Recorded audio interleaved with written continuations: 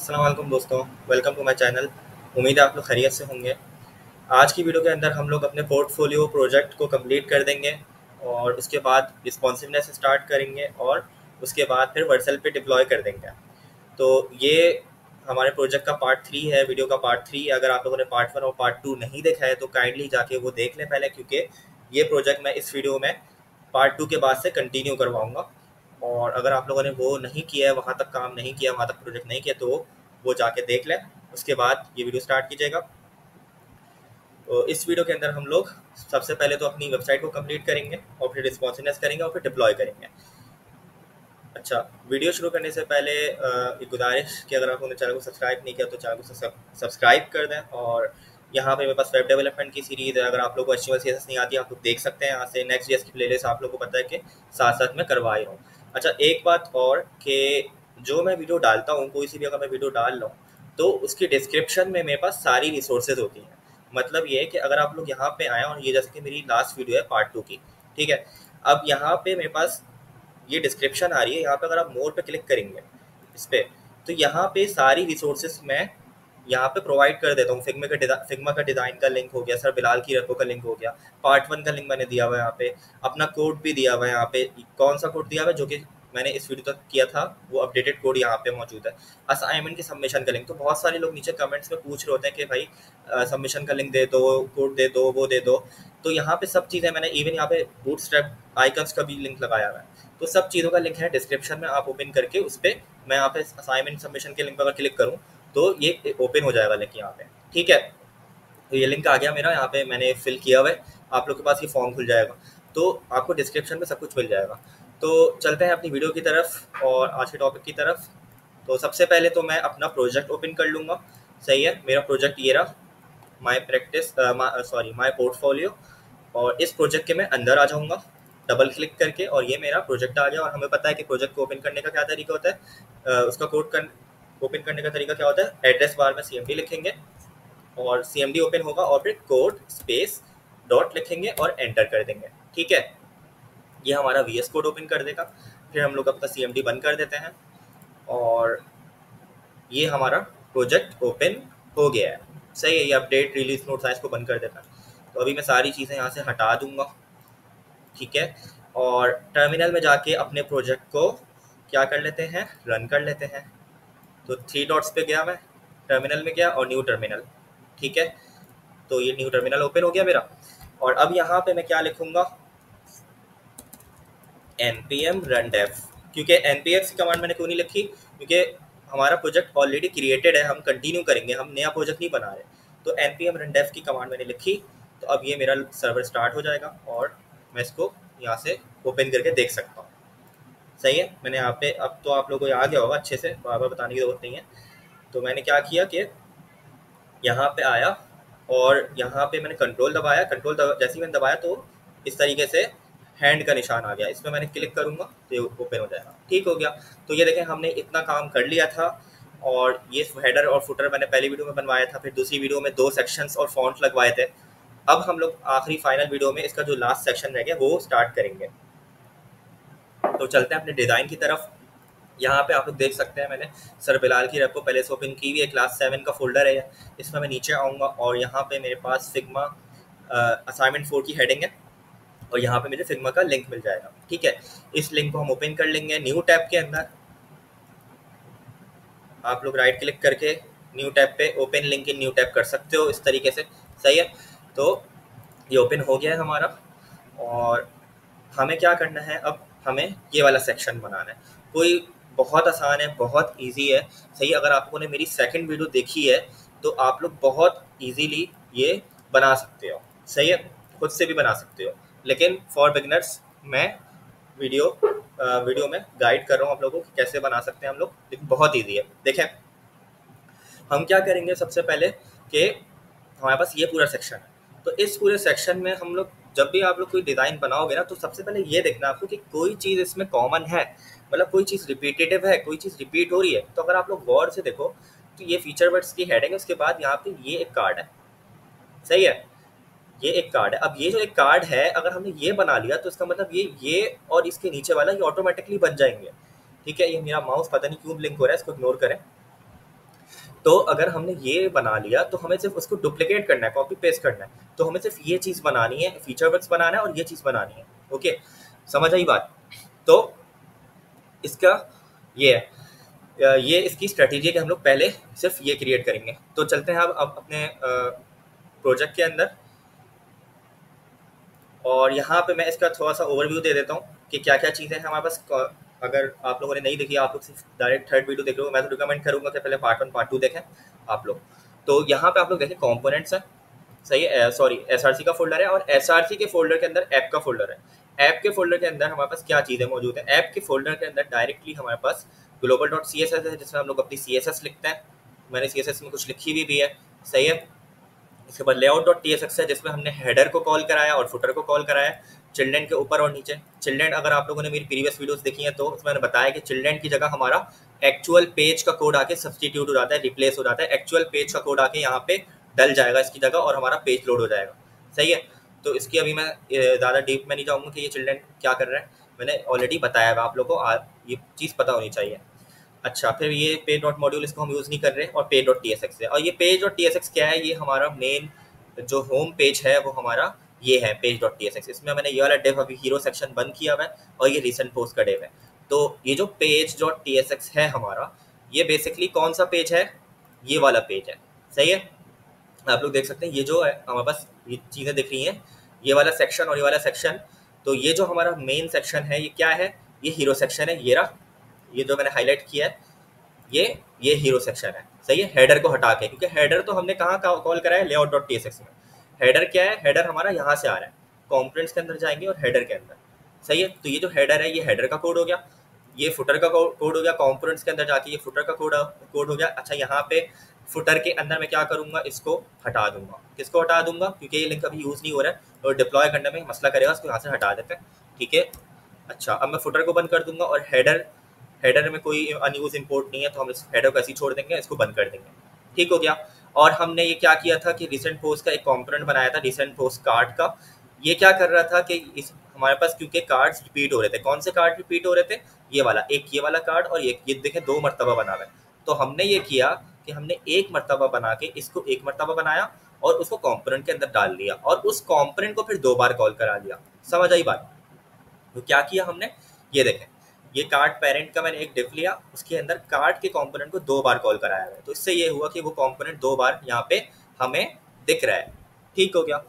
अच्छा, तो ये तो हो गया थोड़ा सा रिकैप कि हमने क्या किया हुआ है अभी तक, सही है। अब हमें क्या करना है? तो हमें ये करना है कि ये वाले सेक्शन में हमें फीचर्ड वर्क्स की हेडिंग डालनी है, और फिर क्या करना है कि एक ये वाला डिफ बनाना है, फिर इसको डुप्लीकेट कर देना है। अब ये भी मैं कंपोनेंट के अंदर करवाऊंगा।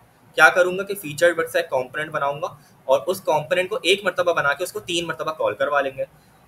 लेकिन यहाँ पे एक छोटा सा प्रॉब्लम होगा, सही है। वो प्रॉब्लम ये है कि यहाँ पे इमेज चेंज है। तो हम लोग क्या करेंगे कि फ़िलहाल के लिए हम लोग इसको कंपोनेंट नहीं बनाएंगे, बल्कि डायरेक्टली हम लोग इसको क्रिएट कर लेंगे। और या तो मैं एक एक्स्ट्रा पार्ट इसमें डाल दूंगा जिसमें इसको थोड़ा डायनेमिक कर दूंगा कंपोनेंट में, कि कैसे हम लोग इसको डायनेमिक कर सकते हैं। लेकिन अभी फ़िलहाल के लिए हम लोग इसको अलग अलग ही कॉपी पेस्ट करके बना लेंगे, कंपोनेंट में नहीं बनाएंगे, ठीक है। इसका रीज़न ये है कंपोनेंट अभी ना बनाने का, क्योंकि अगर आप लोग देखो तो यहाँ पे इमेज चेंज हो रहा है। तो अगर हम लोग एक कंपोनेंट बनाएंगे, इसको 3 मरतबा कॉल कराएंगे, तो फिर वो एक ही इमेज रहेगा हमारे इमेजेस चेंज नहीं होंगे, सही है। तो अभी मैं सिंपल इसको कंपोनेंट के बगैर बना दूंगा।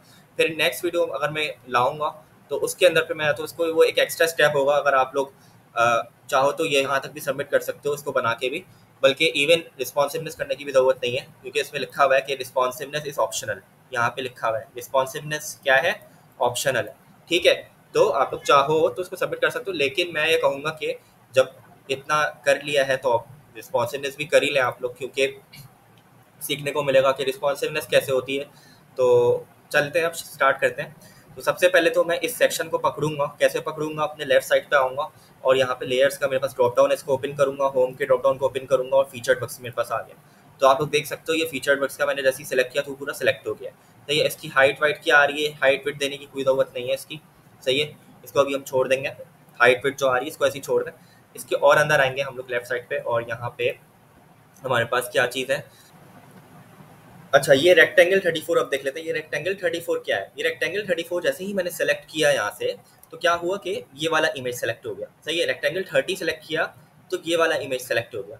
सही है, फिर रेक्टेंगल 32 सेलेक्ट किया तो ये वाला इमेज। तो ये तो हमारे तीनों इमेजेस आ गए। सही है, फिर ये हमारा एक जो हमारा टेक्स्ट का सेक्शन है वो इस तरीके से इन लोगों ने अलग से दिया हुआ है। ठीक हो गया। अच्छा, अब मैंने सबसे पहले क्या बोला है कि हम लोग क्या करते हैं, सबसे पहले जब भी हमें काम स्टार्ट करना हो, कोई सेक्शन नया बनाना हो, तो हम लोग उसका एक दिमाग में स्केच बना लेते हैं। तो जल्दी से हम लोग इसका एक स्केच बना लेते हैं। मैं क्या करूँगा कि इसको यहाँ से एक स्क्रीनशॉट लेके, या आप लोगों को नहीं करना, मैं सिर्फ समझाने के लिए कर रहा हूँ। तो अभी आप लोग देखें कैसे हम लोग करेंगे इस पे काम। देखें, ये है हमारा सेक्शन। सही है, हम लोग क्या करेंगे, सिंपल इसमें सबसे पहले एक मेन डिव होगा हमारा, जो कि जिसके अंदर सारी चीज़ें होंगी हमारी। ठीक हो गया, जिसको हम लोग नाम दे देंगे सेक्शन का। सही है, फीचर्ड सेक्शन, क्योंकि ये फीचर्ड बक्स का सेक्शन है। ऐसा ही है।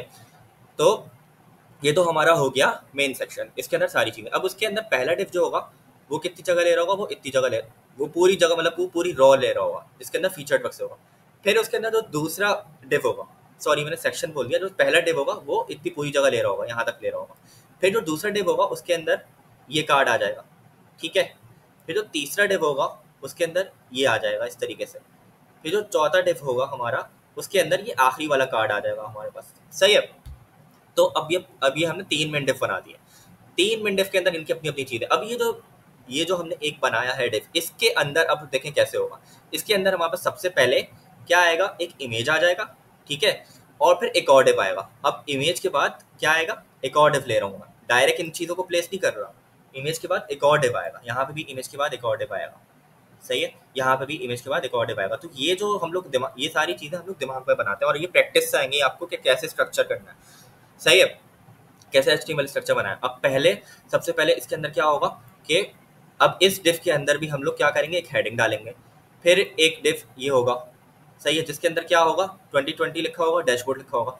फिर एक पैराग्राफ आएगा। इसी तरीके से यहाँ पे भी हेडिंग, फिर ये डिव के अंदर आएगा। अब मैं इसको डिव क्यों ले रहा हूँ, इसको मैं डिव इसलिए ले रहा हूँ क्योंकि आप लोग देखेंगे 2020 और डैशबोर्ड एक साथ है, जिसको ग्रुप किया हुआ है, तो इसको हम लोग एक डिव में लेंगे।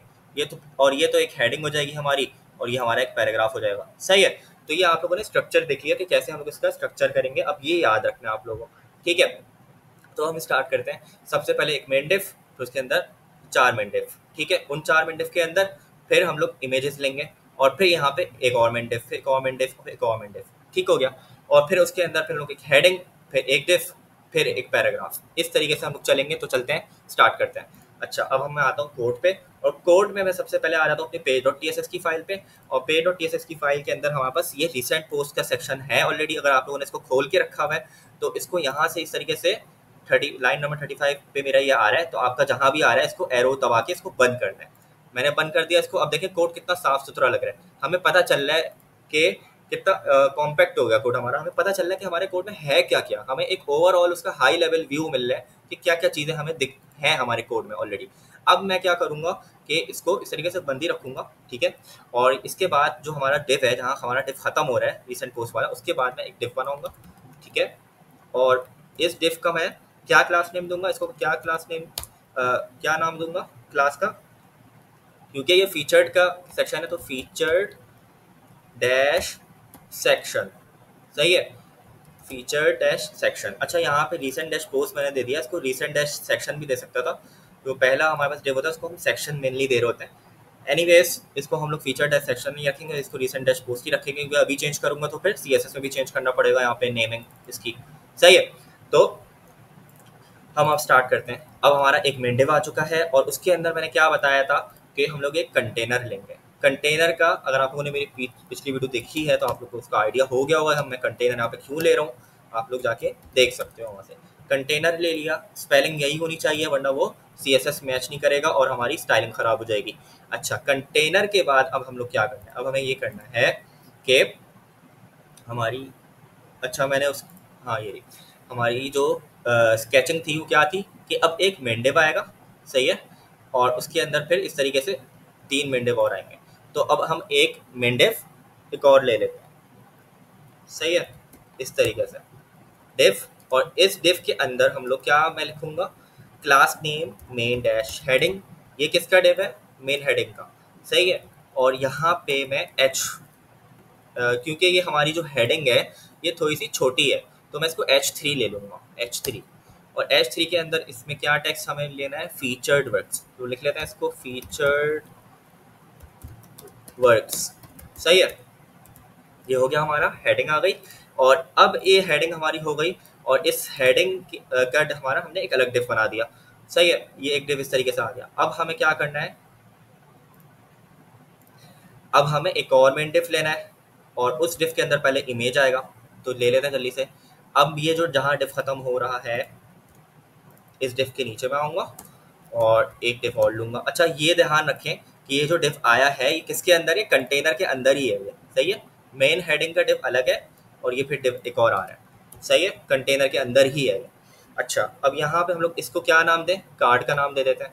ठीक है, क्योंकि ये कार्ड है ना, ये कार्ड है। देखिए नेमिंग हमें मीनिंगफुल रखनी होती है। क्लासेस का नाम आप लोग एक्स वाई जी नहीं रखोगे, जो चीज़ आप बना रहे हो वो रखोगे।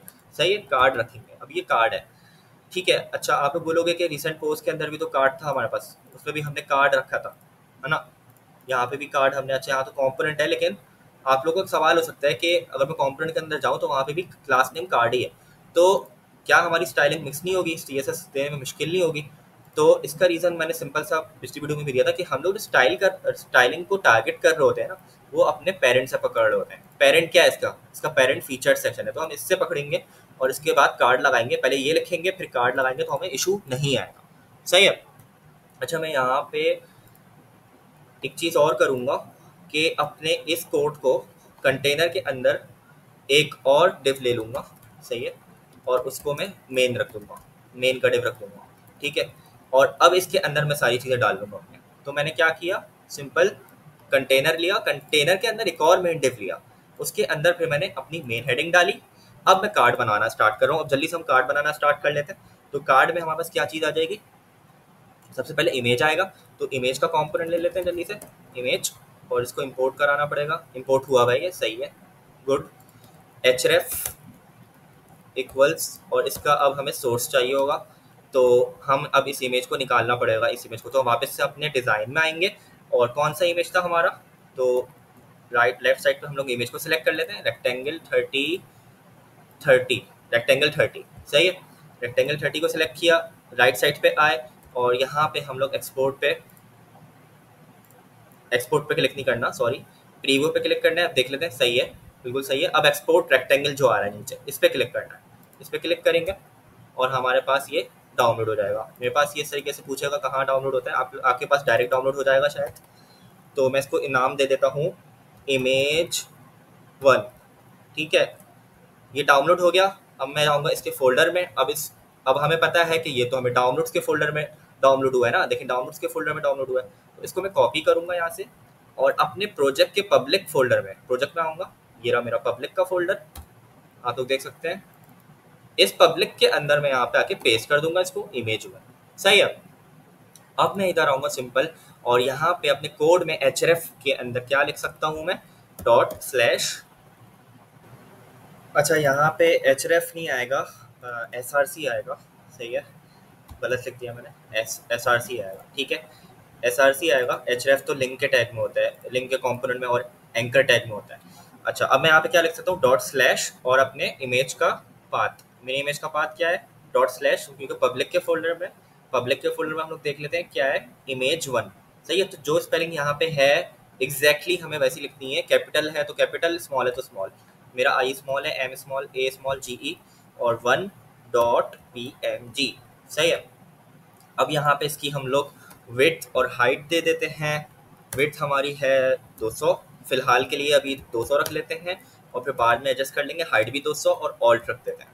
ठीक है, ऑल्ट में हम लोग कुछ भी रख सकते हैं, इमेज, या नहीं भी लिखें तो कोई फ़र्क नहीं पड़ेगा, खाली ऑल्ट भी छोड़ सकते हैं। सही है, ऑल्ट इज इक्वल टू, और इस तरीके से एम्प्टी भी छोड़ सकते हैं। तो देख लेते हैं अब क्या आया हमारा, इसको मैं रिलोड करूँगा। अच्छा सही है, ये बोल रहा है कि डॉट नहीं लगाएं। डॉट अगर मैं यहाँ से हटा दूँ, अब देखते हैं। सही है, तो अगर मैं यहाँ से डॉट लगा रहा था, एक नई बात मुझे पता चली। अच्छा ये बात मुझे भी नहीं पता थी कि अगर हम लोग ./ लगाएंगे तो इस तरीके से वो एरर दे देगा। सही है, तो इसको हम लोग डॉट हटा देंगे यहाँ से, स्लैश से स्टार्ट करेंगे image1.png। सही है, तो ये चीज़ हो गई। अच्छा, अब हमारे पास ये आ गया इस तरीके से एक इमेज, और इमेज जो हमारे पास आया है उसकी विड्थ और हाइट अब यहाँ से देख लेते हैं। मैंने रेक्टेंगल 30 सेलेक्ट किया हुआ है। क्या इसकी इमेज की हाइट और विड्थ आ रही है? पहली वाली हमारी क्या होती है, 246 विड्थ है और 180 हाइट है। ठीक है, 246 विड्थ 180 हाइट, यहाँ पे भी यही है 246 विड्थ 180 हाइट। अच्छा जी, तो हम लोग क्या करेंगे, इसको वही सेम मैच करने के लिए 250 या 245 रख दूंगा, और हाइट कितनी थी 180। अब हम देख लेते हैं, हमारा इमेज उस तरीके से रेक्टेंगल शेप में आ गया है। ठीक है, अब आते हैं हम जल्दी से अपने अगले पार्ट पे। अगला पार्ट हमारा क्या है कि हमने इमेज रख दी है, अब एक मेन डिव लेना है, उस मेन डिव के अंदर हेडिंग, फिर डिव, फिर पैराग्राफ।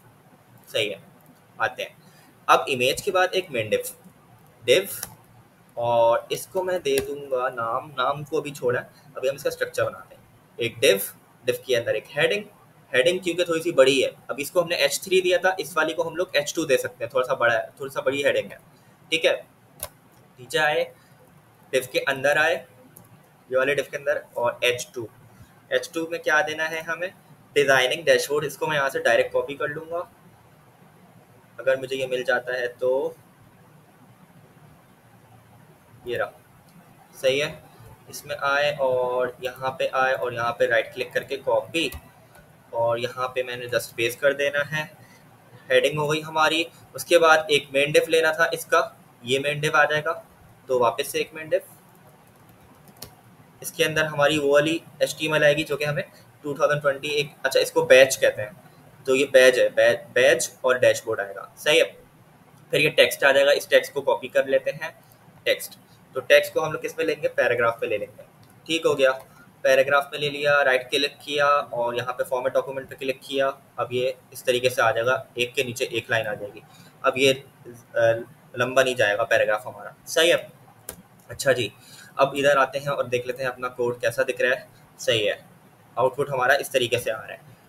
तो सबसे पहले तो हमें इसका थोड़ा सा स्ट्रक्चर सही करना है। हम चाहते हैं कि ये वाला जो हमारे पास इमेज है, इमेज के बाद हमारे पास ये वाली चीज़ आ जाए, डिज़ाइनिंग डैशबोर्ड।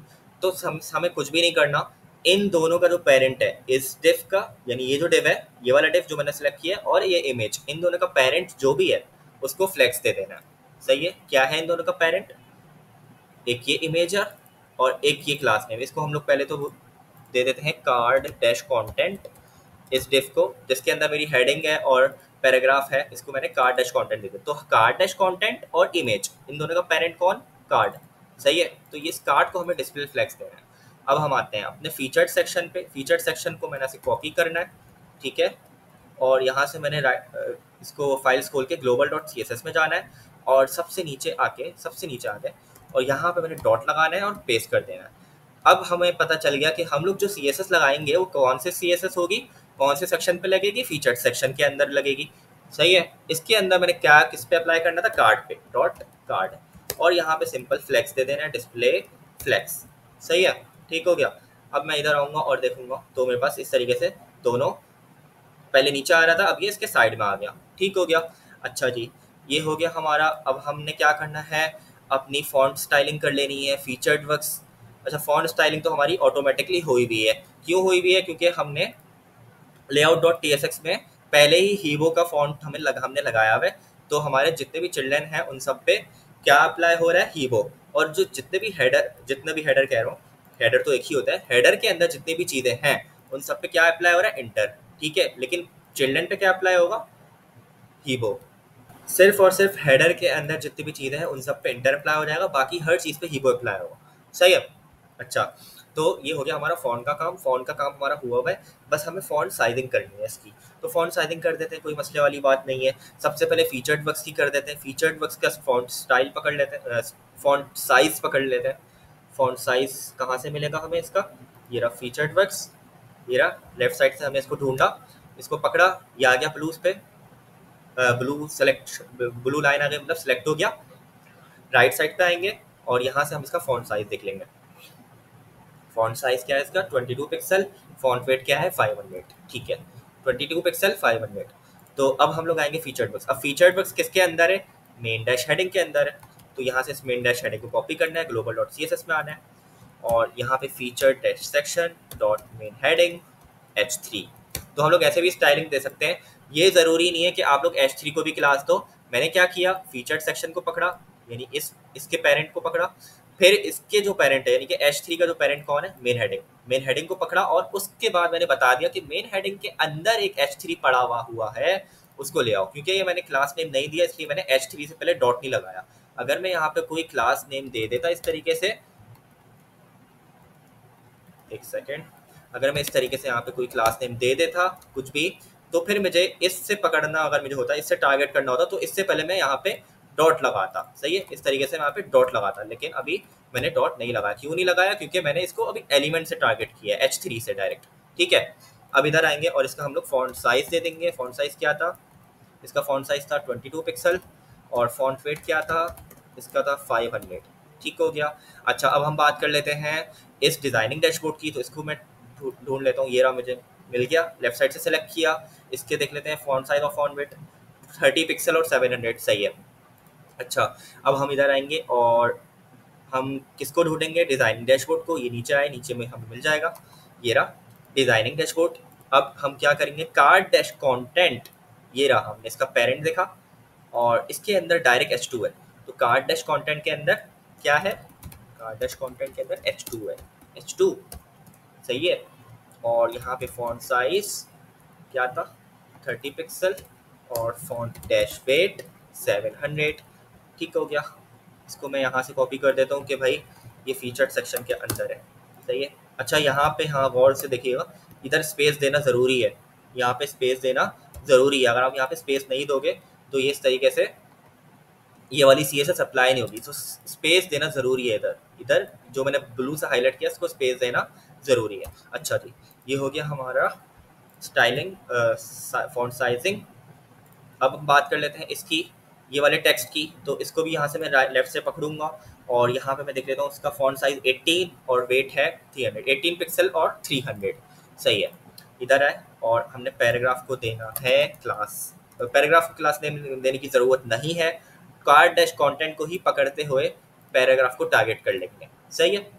इसको कॉपी करूँगा, पेस्ट करूँगा, कार्ड डैश कॉन्टेंट को ही पकड़ते हुए h2 की जगह p आ जाएगा। अब क्या हो रहा है, फीचर सेक्शन के अंदर जाओ, कार्ड कंटेंट के अंदर जाओ, पैराग्राफ पकड़ लो, सॉरी, फीचर सेक्शन के अंदर जाओ, कार्ड कंटेंट के अंदर जाओ, पैराग्राफ आ जाएगा। सही है। फॉन्ट साइज कितना है? 18 पिक्सल और फॉन्ट वेट कितना है? 300।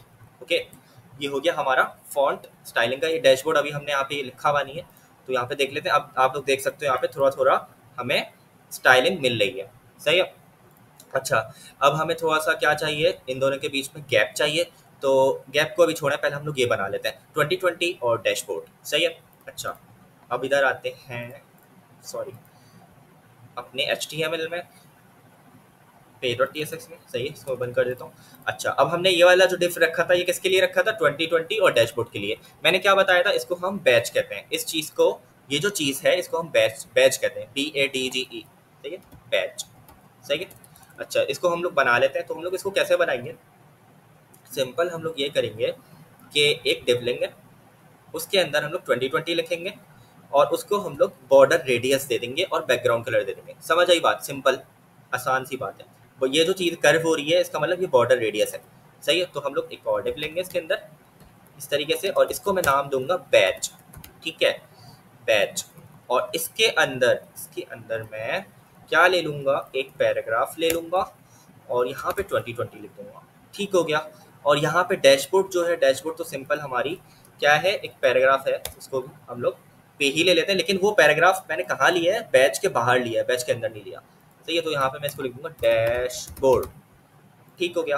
अच्छा, और इसको मैं ले लूँगा जो हमारा पेरेंट है इन दोनों का, मतलब पैराग्राफ का भी और बैच का, इनका पेरेंट जो है इसको हम ले लेंगे बैच डैश पेरेंट। सही है, बैच डैश, यानी कि बैच का पेरेंट है ये। ठीक है। अच्छा, अब देखते हैं हमारे पास यहाँ पे इस तरीके से दिख रहा है। कोई बात नहीं, हम लोग क्या करेंगे, सबसे पहले इस पर कलर करेंगे, ये वाला कलर। इसको हमें अगर तो ये पकड़ में आ गया तो अच्छी बात है, वरना हमें कलर पिकर से इसका कलर लेना पड़ेगा। तो देख लेते हैं। अच्छा, ये मिल गया हमें ग्रुप 7। ये रहा ग्रुप 7, आप लोग देख सकते हो यहाँ पे लेफ्ट साइड पे ग्रुप 7, इसको एक्सपेंड करूँगा और यहाँ पे रेक्टेंगल 6 मिल गया मुझे। सही है, इसका कलर मैंने पकड़ लिया, इसका कलर ये आ गया। और यहाँ पे राइट साइड पे आप लोग देखो कि मैंने रेक्टेंगल 6 को जब से सेलेक्ट किया तो राइट साइड पे मेरे पास ये कुछ चीज़ें आ गई। रेडियस इसका है 50 पिक्सल, तो मैं इसका रेडियस लगा के देख लेता हूँ कि क्या ये रेडियस सही रहेगा, वरना तो हम लोग इसको अपनी मर्जी से रेडियस दे देंगे। ठीक है, अच्छा तो बैज हमारे पास ये आ रहा है, इस बैज को हमें बैकग्राउंड कलर देना है और रेडियस देना है। सही है, इधर आएंगे और डॉट बैज लिखेंगे और इसको हम लोग बैकग्राउंड कलर पहले दे देते हैं। सही है, डबल हैश आ गया, डबल हैश नहीं आएगा। Border dash radius 50 pixel. अब चेक कर लेते हैं क्या कैसा आ रहा है। तो ये तो सही आ रहा है, मतलब कि सही तो नहीं आ रहा लेकिन हमारी जो बॉर्डर रेडियस वाली चीज़ है वो सही आ रही है।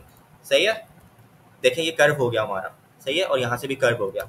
अब इसको तो हम लोग अपना कर लेंगे आसानी से, इसका तो कोई प्रॉब्लम नहीं है। इसको तो हम लोग क्या कर लेंगे, वेट वेट कितनी हो जाए, फिट कंटेंट, यानी कि इसकी वेट कितनी हो जाए जितना इसका अंदर कंटेंट है, जितना इसके अंदर कंटेंट है। तो ये इतना हो गया। अच्छा, अब ये बिल्कुल ही फिट हो गई तो थोड़ी सी हम लोग पैडिंग दे देंगे इसके अंदर। ठीक है, पैडिंग, और पैडिंग मैं दूंगा यहाँ पे 10 पिक्सल और 20 पिक्सल। चेक कर लेते हैं, ज़्यादा हो गई है मेरे ख्याल से 15 पिक्सल, और यहाँ पे भी 15 पिक्सल। अब देख लेते हैं, नहीं नहीं, इसको सेट कर लेते हैं। इसको मैं यहाँ से इंस्पेक्ट राइट क्लिक करूँगा, इंस्पेक्ट पे आऊँगा और इसको यहाँ से इसको ऐसे पकड़ूंगा और इंस्पेक्ट करेंगे इसको, और यहाँ से मैं जल्दी से इसको सेट कर लेता हूँ। सही है, और ये कितना बड़ा है, 68/24, तो इसको हम लोग 30 पिक्सल रख देते हैं। ठीक है, और इसको हम लोग कर देते हैं 5 पिक्सल। अब बेहतर लग रहा है। और इसका हम लोग क्या कर देंगे, पैडिंग 5 और 30। सही है, 5 एंड 30, ये हो गया हमारा पैडिंग। अच्छा जी, इससे पहले मैं वही फीचर सेक्शन लगा दूंगा ताकि हमें पता चल जाए कि फीचर सेक्शन के अंदर जाके बैज ये है। सही है, अच्छा ये हो गया हमारा, और इसका कलर वाइट कर देना है। तो इस पूरे को कॉपी करूँगा, इस पूरे को हम कॉपी करेंगे और यहाँ पे हम लोग क्या करेंगे, बैज के बैज के अंदर पैराग्राफ है, तो बैज के अंदर पैराग्राफ को पकड़ेंगे और पैराग्राफ का कलर क्या कर देंगे, वाइट। सही है, FFF हैश FFF। ठीक है, अच्छा ये हो गया हमारा वाइट कलर। सही है, अब यहाँ पे हमें डैशबोर्ड राइट साइड पे चाहिए इसके, तो हम क्या करेंगे, इन दोनों का जो पेरेंट है, इस बैच का और इसका, इन दोनों का जो पेरेंट है उसको फ्लेक्स दे देंगे। सिंपल, तो इन दोनों का पेरेंट कौन था, बैच पेरेंट था, तो बैच पेरेंट को हम लोग क्या दे देंगे, फ्लेक्स बैच डैश पेरेंट। मतलब फीचर सेक्शन के अंदर जाओ, बैच पेरेंट में जाओ और बैच पेरेंट को हमें क्या देना है, डिस्प्ले फ्लेक्स। सही है, अब देख लेते हैं। तो अब आप लोग देखो ये आ गया है, कि पहले डैशबोर्ड नीचे था, अब ये इस तरीके से लाइन में आ गया। अब एक और मसला है, मसला ये है कि भाई बैच पेरेंट को अगर मैं यहाँ से इंस्पेक्ट से पकड़ूं तो आप लोग देखो डैशबोर्ड थोड़ा सा ऊपर हो रहा है, तो इस बैच पेरेंट को हमें एक अलाइन आइटम सेंटर भी देना पड़ेगा। तो अलाइन आइटम सेंटर दे देंगे तो ये बीच में हो जाएगा। और दूसरा क्या देना, अच्छा अब यहाँ पे मैंने इंस्पेक्ट की बात की है तो मैं यहाँ से डायरेक्ट CSS चेंज कर रहा हूँ, आप लोग देख सकते हो। तो ये आप लोग को पता होगा, मैं ये पहले बता चुका हूँ, इसमें मैं वापस से नहीं बताऊंगा। मैं एक और गैप की प्रॉपर्टी लगाऊंगा और 10 पिक्सल दे दूंगा इसको। सही है, 10 पिक्सल। तो कितना गैप होना चाहिए इन दोनों के बीच में, 10 तो कम हो गया, ज़्यादा कर लेते हैं, 15 या 20 सही रहेगा। सही है, अलाइन आइटम सेंटर दे दिया। अलाइन आइटम सेंटर से क्या हुआ कि डैशबोर्ड बीच में आ गया, और गैप से क्या हुआ, इन दोनों के बीच में गैप आ गया। ठीक है, अच्छा जी ये हो गया। अच्छा ये हो गया, अब हमें क्या चाहिए, अब हमें ये चाहिए कि इस इमेज और इस पूरे डिफ के बीच में गैप आ जाए। तो क्या करना होगा, हमने अभी इस इनके पेरेंट पे फ्लेक्स लगाया था, तो आप लोग को याद है कि पहले ये पूरा का पूरा डिफ नीचे आ रहा था, जब हमने फ्लेक्स इस पे लगाया तब ये लाइन यहाँ पे आ गया। तो जहाँ पे हमने फ्लेक्स लगाया है खाली, वहाँ पे हम लोग यहाँ पे गैप की प्रॉपर्टी दे देंगे। सिंपल, गैप की प्रॉपर्टी दे देंगे। तो ऊपर आएंगे हम लोग, ऊपर भी नहीं आएंगे बल्कि अभी हम लोग यहाँ से देख लेते हैं। हमने किस पे लगाया था, ये हमारा कार्ड कंटेंट है, ये हमारा इमेज है, तो हमने जो फ्लेक्स लगाया था वो कार्ड पे लगाया था, क्योंकि हमें इन दोनों को सेट करना था। इमेज आ रहा था और इमेज के नीचे क्या आ रहा था, इमेज के नीचे कार्ड कंटेंट आ रहा था। तो हमने क्या किया था, हमने ये किया था कि कार्ड पे फ्लेक्स लगा दिया था, ऐसा ही है ना, कार्ड पे फ्लेक्स लगा दिया था। तो कार्ड हम लोग ढूंढ लेते हैं, यहाँ पे ऊपर आएंगे, थोड़ा सा ऊपर आएंगे, और यहाँ पे मेरे पास कार्ड आ गया। कार्ड पे मैंने गैप की प्रॉपर्टी लगानी है और 20 पिक्सल। अब यहाँ पे थोड़ा सा मेरे पास गैप आ जाएगा, देखें गैप आ गया। अब यहाँ पे कितना गैप है वो आप लोग अंदाजन कर सकते हो, तो अंदाजन हम लोग इसको कर लेंगे। इसको मैं पूरे को सिलेक्ट करूँगा। कैसे सिलेक्ट किया, यहाँ पे लेफ्ट पे मैंने एक एरो का ऑप्शन है, यहाँ पे इसको पे क्लिक किया और इस पे यहाँ पे कहीं भी नहीं, सॉरी, मतलब इनके बीच में मैंने क्लिक कर दिया, तो ये सिलेक्ट हो गया कार्ड। ठीक है, आप लोग यहाँ से भी सिलेक्ट कर सकते हो कुछ और, मैं यहाँ से कार्ड सिलेक्ट कर लूँगा। कार्ड सिलेक्ट हो गया। अब मैं यहाँ पे गैप की प्रॉपर्टी जो मैंने VS कोड में लगाई थी वो यहाँ पे मुझे दिख गई। अब मैं यहाँ से उसको बढ़ा सकता हूँ।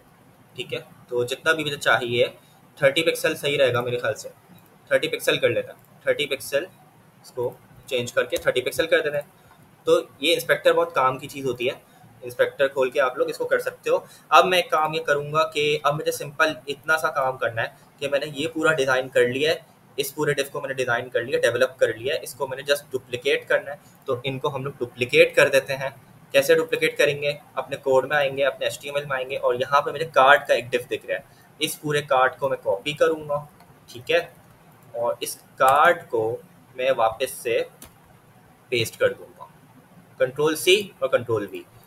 या दूसरी चीज़, इसको सेलेक्ट किया, राइट क्लिक किया। सेलेक्ट कैसे करेंगे, सेलेक्ट मैं ऐसे कर रहा हूँ कि इस कार्ड को मैं बंद कर रहा हूँ, ताकि आसानी हो जाए कि हमें दिख जाए कि कहाँ शुरू हो रहा है कहाँ ख़त्म हो रहा है। जब हमें दिख गया कि कहाँ शुरू हो रहा है कहाँ ख़त्म हो रहा है, तो हम लोग यहाँ से स्टार्ट करेंगे, शुरू से सेलेक्ट करेंगे और एंड तक इसको ले आएंगे। अब ये पूरा सेलेक्ट हो गया, इसको मैं खोल के दिखा रहा हूँ, देखिए पूरा सेलेक्ट हुआ हुआ है।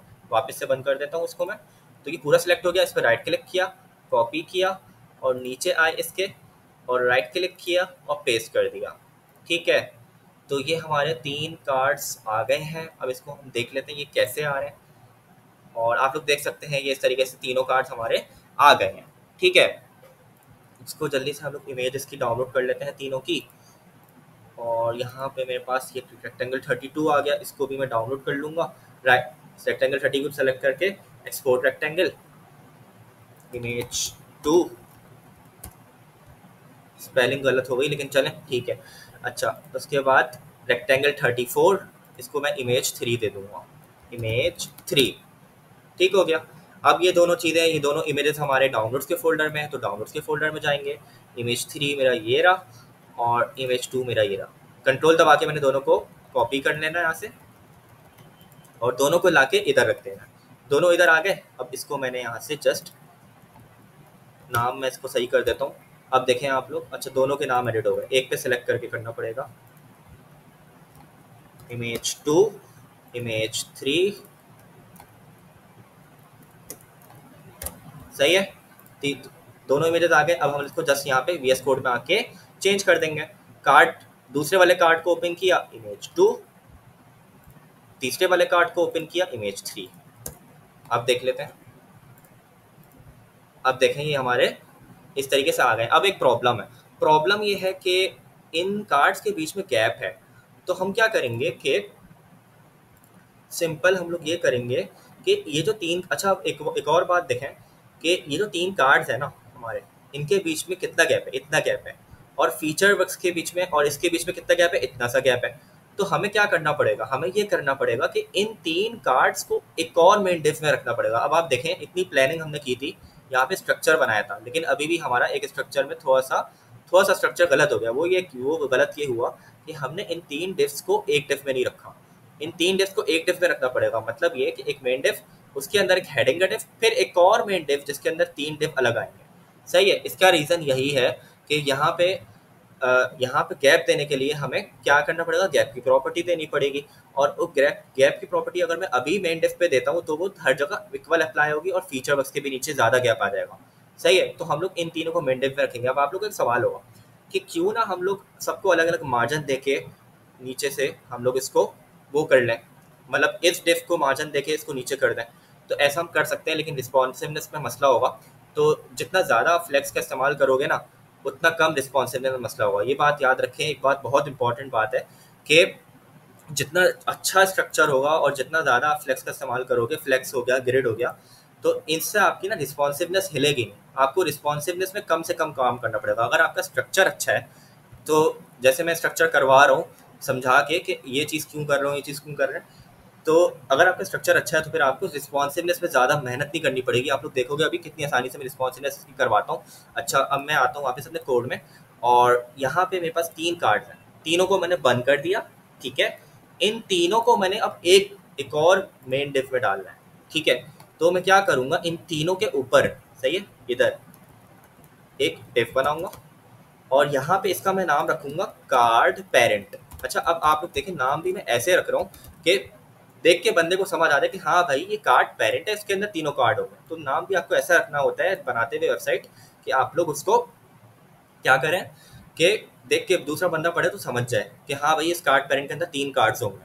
सही है। अच्छा, अब मैंने इन तीनों कार्ड्स को सेलेक्ट किया, सही है, तीनों को बंद करके, और कंट्रोल एक्स, और यहाँ पे आया, और यहाँ पे आके टैप टैप टैप टैप और कंट्रोल वी। सही है। अब यहाँ पे मैं तीनों कार्ड्स को वापस से बंद कर दूंगा कि हाँ मैं देख लूंगा एक दफ़ा कि भाई मेरा जो काम है वो सही हुआ, कार्ड पेरेंट के अंदर तीनों आए भी या नहीं आए। तीनों को बंद किया, देखा तो हाँ तीनों मेरे पास आ गए हैं। इस तरीके से इनको मैं एक और टैब दे दूंगा। अब देखें, अब समझ आ रहा है कि भाई ये डिफ यहाँ पे स्टार्ट हो रहा है, यहाँ एंड हो रहा है, ये डिफ यहाँ पे स्टार्ट हो रहा है, यहाँ एंड हो रहा है, ये कार्ड का डिफ यहाँ स्टार्ट हो रहा है, यहाँ एंड हो रहा है। सही है। तो इस तरीके से हमने चेक कर लिया। अब हम देख लेते हैं, कार्ड पेरेंट आ गया। अभी हमारे आउटपुट पर कोई असर नहीं पड़ेगा, क्योंकि कार्ड पेरेंट को मैंने अभी क्या नहीं किया, कार्ड पेरेंट को मैंने अभी कोई गैप वैप की प्रॉपर्टी नहीं दी, कोई हाइट वाइट नहीं दी है। ठीक है, हम क्या करेंगे, सिंपल अपना ये करेंगे कि जो हम हमें हाइट देनी है, हम हाइट किसको दे देंगे, इस पूरे डिफ को ही हाइट दे देंगे। ठीक है, तो मैं ऊपर आऊँगा और मेरे पास यहाँ पे मेन का डिफ है। ये मेन के डिफ को हम लोग क्या दे देंगे, हाइट दे देंगे। ठीक है, तो फीचर्ड सेक्शन नीचे आए और फीचर्ड सेक्शन के अंदर, फीचर्ड सेक्शन के अंदर मेन का डिफ है, उसको क्या देनी है, हाइट। हाइट दे देते हैं, और इसकी हाइट कितनी है डिज़ाइन से देख लेते हैं। फीचर्ड वर्क्स मेरे पास ये पूरा है, इसकी हाइट कितनी है अब देख लेते हैं। इसकी हाइट यहाँ पे 900 बता रहा है, तो हम एक काम करते हैं, इसको 900 दे के देख लेते हैं कितना बड़ा आता है ये। हाइट 900 पिक्सल, और यहाँ पे जैसे ही मैं आऊँगा तो आप लोग यहाँ पे देखें, अब ये यहाँ से स्टार्ट हो रहा है, ये तो यहाँ पे एंड हो गया, लेकिन ये सेक्शन यहाँ पे एंड हो रहा है, फुटर हमारे यहाँ से स्टार्ट हो रहा है। सही है, ऐसा ही है। तो हम क्या करेंगे, सही है, 900 हमें सही लग रहा है। अब हमें इसको बैकग्राउंड कलर देना है, तो बैकग्राउंड कलर के लिए हम लोग क्या करेंगे कि बैकग्राउंड कलर हम लोग फीचर्ड सेक्शन को देंगे, मेन को नहीं देंगे। फीचर्ड सेक्शन को हम लोग दे देंगे, क्योंकि फीचर्ड सेक्शन जो है ना हमारा, वो सबसे ऊपर का टॉप का डिव है, वो सबका पेरेंट है। सही है, वो कहते हैं ना सबका बाप है, तो फीचर्ड सेक्शन यहाँ पे सबका बाप है। सही है, तो फीचर्ड सेक्शन को हमने क्या देना है, बैकग्राउंड कलर। सही है, ताकि क्योंकि हमें बैकग्राउंड कलर कहाँ चाहिए, बैकग्राउंड कलर पूरे हर जगह चाहिए, मतलब ये जो पूरा सेक्शन इस पे ही चाहिए। ठीक है, तो हम लोग सबसे टॉप वाले डिफ को बैकग्राउंड कलर दे देंगे, बैकग्राउंड कलर। और यहाँ पे मैं बैकग्राउंड कलर के लिए इसको थोड़ा सा ऊपर स्क्रॉल करूँगा, और ये रहा मुझे बैकग्राउंड कलर मिल गया रिसेंट पोस्ट का, उसको आके यहाँ पे पेस्ट कर दूंगा। ठीक है,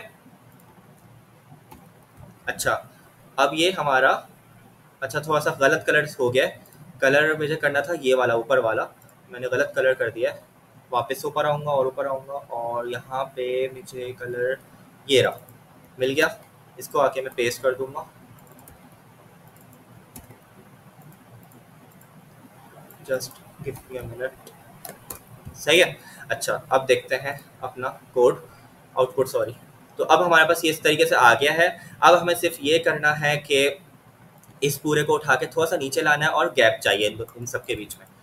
तो अपना इंस्पेक्ट खोलेंगे, और इंस्पेक्ट से देख लेते हैं क्या करना पड़ेगा। मैं क्या करूँगा, सबसे पहले फीचर्ड वर्क्स को सिलेक्ट करूँगा। फीचर्ड वर्क्स के ऊपर हमारी मेन हेडिंग है। सही है, मेन हेडिंग, और मेन हेडिंग के ऊपर मेन है। अब ये मेन का डिव है, आप लोग देखेंगे मेन का डिव नीचे तक जा रहा है, ऐसा ही है।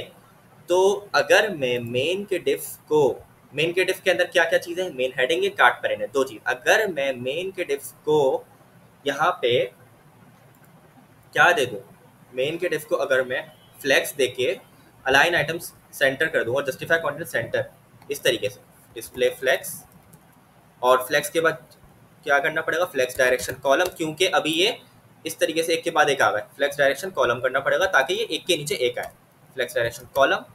और यहाँ पे हमें जस्टिफाई कंटेंट सेंटर अगर दो, तो अब आप लोग देखो ये सेंटर में आ गए।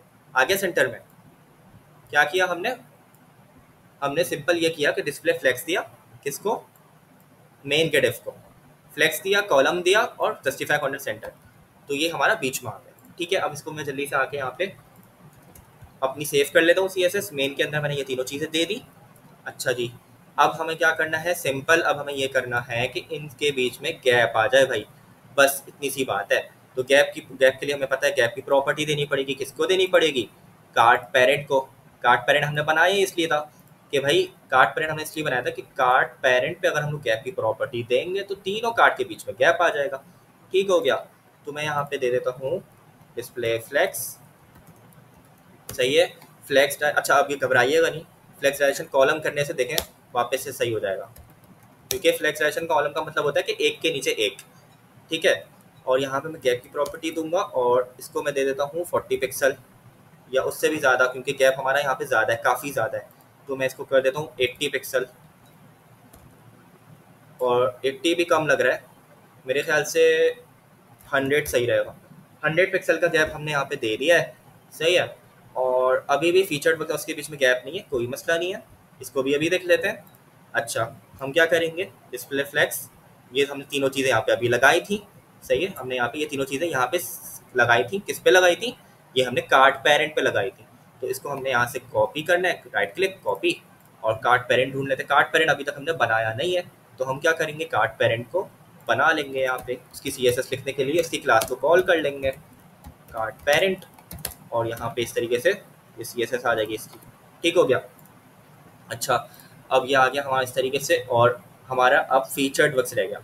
तो फीचर्ड वर्क्स के लिए हम क्या करेंगे, फीचर्ड वर्क्स को सिलेक्ट करेंगे, और यहाँ पे हमारे पास अब देखें क्या हो रहा है, मेन है, मेन के अंदर दो चीज़ें चलनी है। अगर मैं मेन हेडिंग, मेन को, अगर मैं मेन को गैप दे दूँ तो मेन हेडिंग और कार्ड पेरेंट के बीच में गैप आ जाएगा। कार्ड पेरेंट, याद रखें कार्ड पेरेंट के अंदर तीनों कार्ड है, एक कार्ड नहीं है। तो कार्ड पेरेंट का पूरा डिफ जो है कार्ड पेरेंट का वो, और जो मेन हेडिंग का डिफ है वो, इन दोनों के बीच में अगर मुझे गैप चाहिए तो मैं मेन पे गैप दे सकता हूँ। तो अगर मैं यहाँ पे आऊँ और मेन पे गैप दे दूँ, गैप 20 पिक्सल, अब देखें, तो देखें मैंने मार्जिन और पैडिंग का इस्तेमाल ही नहीं किया। कैसे ये हमने काम किया, हमने गैप की प्रॉपर्टी को इस्तेमाल किया फ्लेक्स को यूज़ करते हुए, सही है। तो ये कहाँ मैंने दी थी, ये मैंने मेन पे दी है गैप की प्रॉपर्टी। ठीक है, तो मेन पे हमने गैप की प्रॉपर्टी 20 दे देनी है, 20 पिक्सल, इस तरीके से। अब मैं बंद करता हूँ और दिखाता हूँ आप लोगों को कैसा लग रहा है। तो ये देखें अब कितना बेहतर लग रहा है, सही है। अब इसमें और भी चीज़ें हम लोग कर सकते हैं। अब इन तीनों के बीच में थोड़ा सा गैप चाहिए तो बिल्कुल हम कर सकते हैं, इसको जल्दी से देख लेते हैं। इसको हम सिंपल ये करेंगे कि ये कार्ड कंटेंट है, कार्ड कंटेंट पे भी भाई फ्लैग्स लगा दो, सिंपल वही चीज़, वापस से फ्लेक्स लगा दो, फ्लेक्स डायरेक्शन कॉलम कर दो, तो एक के नीचे एक आ जाएगा। और जस्टिफाई कंटेंट सेंटर, सेंटर नहीं आएगा इसमें, स्पेस बिटवीन आ जाएगा, स्पेस बिटवीन या स्पेस स्पेस बिटवीन या स्पेस इवनली भी करके देख सकते हैं, चेक कर लेते हैं। स्पेस इवनली या स्पेस अराउंड भी कर सकते हैं, तीन होते हैं, space between, space evenly, space around. तो स्पेस अराउंड सही रहेगा, सही है। स्पेस अराउंड या स्पेस इवनली में से देख लेते हैं जल्दी से। स्पेस अराउंड सही रहेगा, उसमें काफ़ी काफ़ी मैच हमारा जो हो रहा है वो स्पेस अराउंड में मैच हो रहा है। ठीक है जी, तो ये हमारी तीनों प्रॉपर्टीज़ किस पे लगेंगी, कार्ड डैश कंटेंट पे। और कार्ड डैश कंटेंट किसके अंदर है, कार्ड के अंदर है। ठीक है, तो हम क्या करेंगे, featured dash section dash card, sorry dot card dash content. ठीक है, अच्छा कार्ड डैश कंटेंट की CSS कहीं ऊपर लगी हुई तो नहीं है, अगर कहीं लगी हुई है तो देख लेते हैं। कार्ड डैश कंटेंट नहीं लगी हुई, कार्ड डैश कंटेंट के अंदर H2 पे लगाया, लेकिन कार्ड डैश कंटेंट पे अभी तक नहीं लगाया। सही है, तो हमें नीचे बनाना ही पड़ेगा। सही है, मैंने सही बनाया, इसको नीचे आए और यहाँ पे हमने इसको पेस्ट कर देना है इस तरीके से। अब हमारे पास हमारी पूरी हो गई है, हमारा काम हो गया। अब हम लोग चेक कर लेते हैं इसको, ये हमारा पहला सेक्शन, दूसरा सेक्शन और ये तीसरा सेक्शन, सही है। अब यहाँ पे हमारे पास इस तरीके से हमारी जो मेन जो मेन डिव है हमारा वो पूरा बन गया है। कुछ तो रह तो नहीं गया? नहीं, सब हो गया।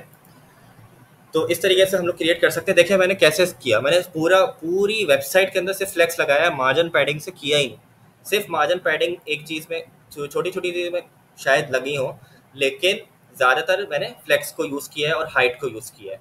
सही है। मार्जिन पैडिंग सिर्फ शुरू में मैंने लगाई थी, किस में लगाई थी? कंटेनर में। उसमें भी मैंने मार्जिन लेफ्ट राइट ऑटो किया है।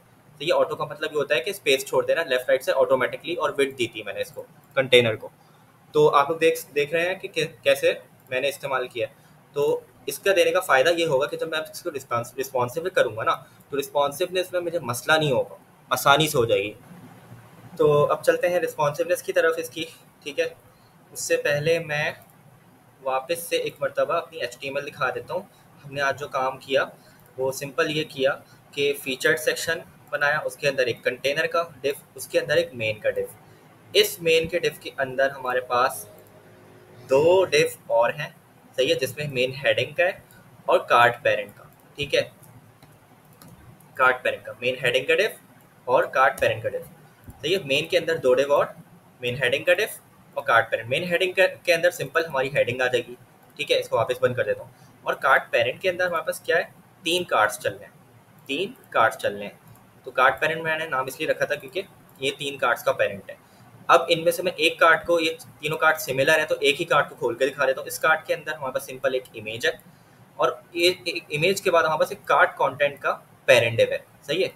कार्ड कंटेंट के अंदर एक हेडिंग, फिर बैच, बैच का डिफ और फिर पैराग्राफ। इस बैच के डिफ के अंदर हमारे पास एक्चुअल जो बैच है, ये बैच पेरेंट का है, बैच का डिफ, और बैच के अंदर वापस पैराग्राफ, और फिर वापस से एक डैशबोर्ड का पैराग्राफ। ठीक है।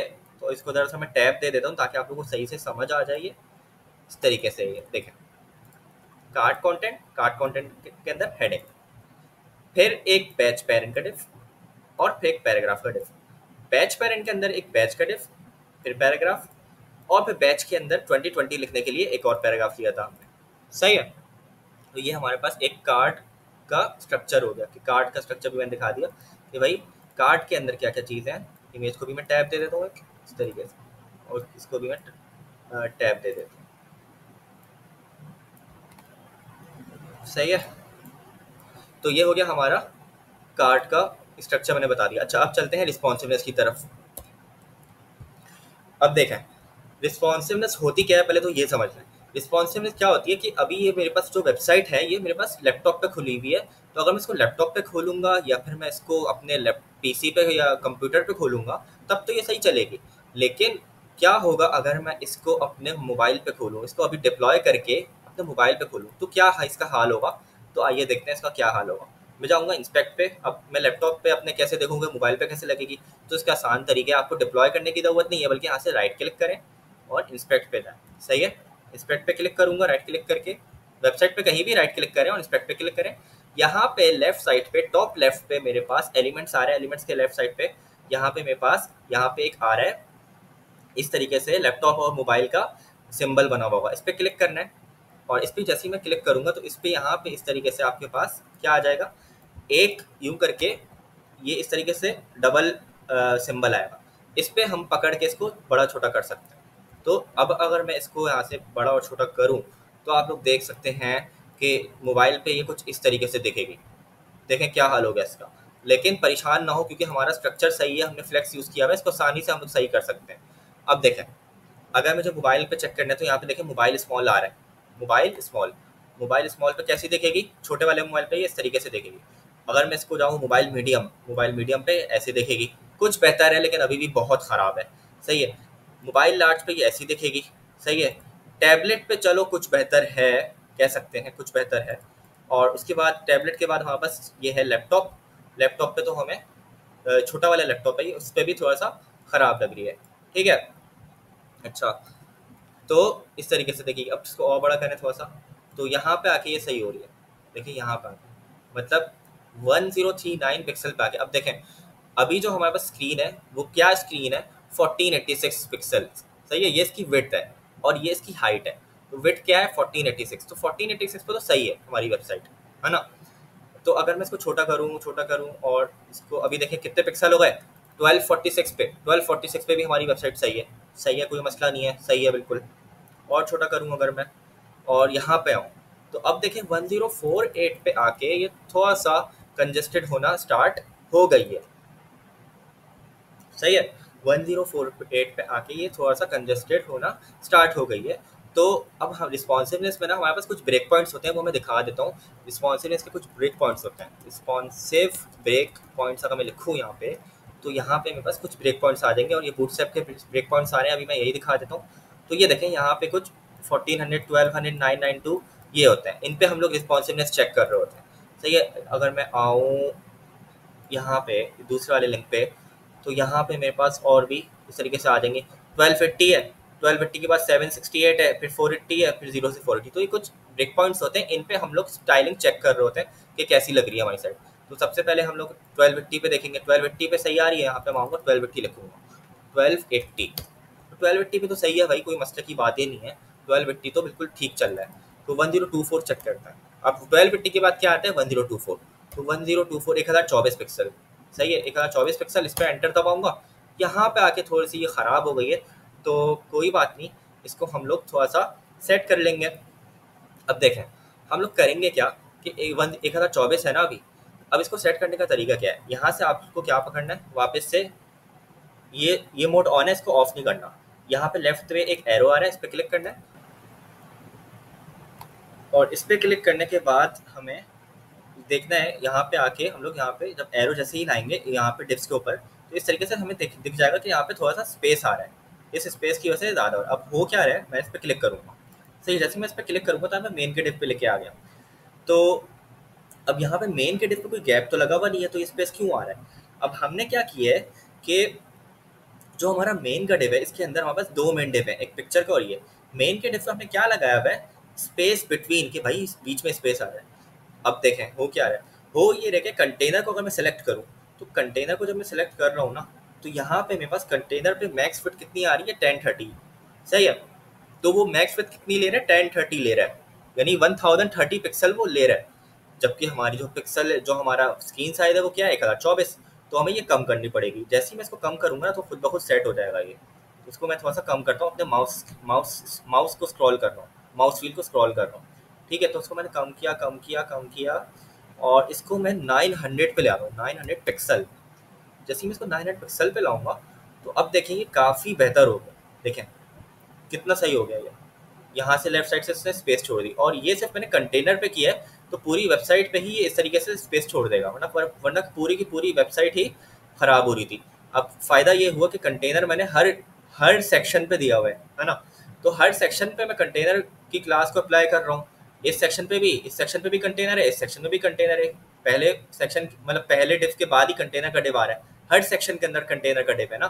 तो जैसे ही मैंने मैक्स फिट कम की, तो वो हर सेक्शन से सही हो गया वो चीज़। हर सेक्शन की मैक्स फिट कितनी हो गई, 900 पिक्सल। सही है, तो हम क्या करेंगे कि अब वो देखें, गौर से सुने। अब अगर ये 900 पिक्सल मैं यहीं पे चेंज कर देता हूँ, मतलब ये कि इधर मैं आता हूँ और global.css में आता हूँ, और यहाँ पे मैं 900 पिक्सल कंटेनर में ही ऊपर आता हूँ, कंटेनर में इधर दे देता हूँ, तो ये तो मैं अपनी वेबसाइट को ही चेंज कर रहा हूँ ना। मेरे ये कंडीशन लगानी पड़ेगी भाई कि जब जो मेरी विड्थ है, जो मेरी वेबसाइट है उसकी जो विड्थ है वो कितनी हो जाए, वो 1024 से कम हो जाए, 1024 से कम हो जाए, तो क्या कितनी मेरी मैक्स फिट हो जाए, 900 पिक्सल। तो ये एक तरीके से कह लें इफ एल्स वाली चीज़ आ गई। इफ एल्स तो अलग होता है, प्रोग्रामिंग में होता है, लेकिन मैं वो बात उससे रिलेट कर रहा हूँ कि अगर एक कंडीशन है हमारे पास, अगर वो पूरी हो रही है तो फिर हमारी ये स्टाइलिंग अप्लाई हो, और अगर वो कंडीशन पूरी नहीं हो रही तो ये अप्लाई हो जाए। तो हमें क्या करना है कि 900 तो अप्लाई करना है, लेकिन 900 किस पे अप्लाई करना है, 1024 से कम वालों पे। ठीक है, तो हम क्या करेंगे, नीचे आएंगे, और हमेशा हमने ये नीचे ही करना है, सबसे लास्ट में। रिस्पॉन्सिवनेस की CSS लास्ट में की जाती है, तो पहले अपने वेबसाइट को ये बना ली, सारी CSS लिख ली, आखिर में रिस्पॉन्सिवनेस स्टार्ट करेंगे। क्या करेंगे, @media, @media। अब ये ऐसे ही लिखना है आपको, स्क्रीन, कोई स्पेलिंग गलत नहीं होनी चाहिए, एंड, और यहाँ पे मैं अपनी क्या दे दूंगा, मैक्स विड्थ। कितनी मैक्स विड्थ अभी हमने कितनी देखी थी, 1024 पिक्सल। ठीक है, अगर तो मेरे पास जो विड्थ है वो 1024 या 1024 से कम है, तो ये मैक्स फिट यानी कि ज़्यादा से ज़्यादा, यानी कि 0 से स्टार्ट होगा। ये स्टाइलिंग किस पे अप्लाई होगी मैं दिखा देता हूँ आप लोगों को। मैं कमेंट डाल रहा हूँ यहाँ पे ये स्टाइलिंग जो अप्लाई होगी वो 0 से 1024 पिक्सल पे अप्लाई होगी, ठीक है। यानी कि अगर मेरे पास 1024-25 पिक्सल हो जाएगा तो अप्लाई नहीं होगी। तो हमने क्या सोचा था, हमने क्या किया था काम, कंटेनर पे लगा दो भाई, कंटेनर डॉट कंटेनर पे मैक्स फिट लगा दो 900 पिक्सल, सही है। तो ये किस पे अप्लाई होगा, 1024 पे। तो अब हम इसको अगर मैं रिलोड करूँ और यहाँ पे आऊँ और इसको बंद करूँ, अब आप लोग देखें कि अभी तो मेरे पास वैसे ही है, लेकिन अगर मैं इसको राइट क्लिक करके इंस्पेक्ट करूँ और वापस से अपने रिस्पॉन्सिवनेस पे खोलूँ, अब अगर मैं इसको 1025 कर दूँ तो क्या होगा, तो भी ये ख़राब हो रहा है, ठीक है। हमने देख लिया तो भी ख़राब हो रहा है। अच्छा, ये कहाँ से ख़राब हो रहा है, अब ये ख़राब हो रहा है, यहाँ तक सही है, यहाँ तक सही है, 1100 तक सही है, सही है। तो लेकिन ये ख़राब हो रहा है 1028 पे, तो मैं चाहता हूँ कि 1028 पे भी सही हो। तो इसको हम लोग एक काम करते हैं, इसको हम लोग कर देते हैं 1200, ठीक है। 1200 पे इसकी कितनी हो जाए मैक्स फिट, 900 हो जाए। अब हम चेक करते हैं इसको। तो अब आप लोग देखो कि अब ये 1200 पे इसकी मैक्स फिट कम हो रही है, सही है। तो इसको और मैं कम करूँगा, अब ये कहाँ तक सही है, अब देखें, अब ये आ गया 900 तक, 900 तक, ठीक है। 900 पे जैसे ही आया, 940 पे आया, अब ये ख़राब होना स्टार्ट हो गया, यानी कि 992 पे ख़राब होना स्टार्ट हो गया। तो अभी हमने यहाँ पे ब्रेक पॉइंट देखा था कि क्या ब्रेक पॉइंट था हमारा, इसमें आ नहीं रहा, यहाँ पे एक और ब्रेक पॉइंट होता है 992। तो 992 पे भी हम लोग अप्लाई कर सकते हैं स्टाइलिंग। तो 992 पे मैं इसकी क्या कर दूंगा, विड्थ और कम कर दूंगा, सही है। 992 पे मैं कंटेनर की विड्थ क्या कर दूंगा, 992 पे मैं कंटेनर की विड्थ 800 कर दूंगा। अब 800 पे देखते हैं कैसा लग रहा है, सही है। 800 पे देखते हैं कैसा लग रहा है। अब जैसे ही मैंने 800 की, इसको मैं कर देता हूँ 992 और यहाँ पे मैं इसको कर देता हूँ 800 मैंने कर दिया। अब देखें 800 पे ये कुछ इस तरीके से हो गया, सही है। अब अगर इसको मैं 800 पे आऊँ,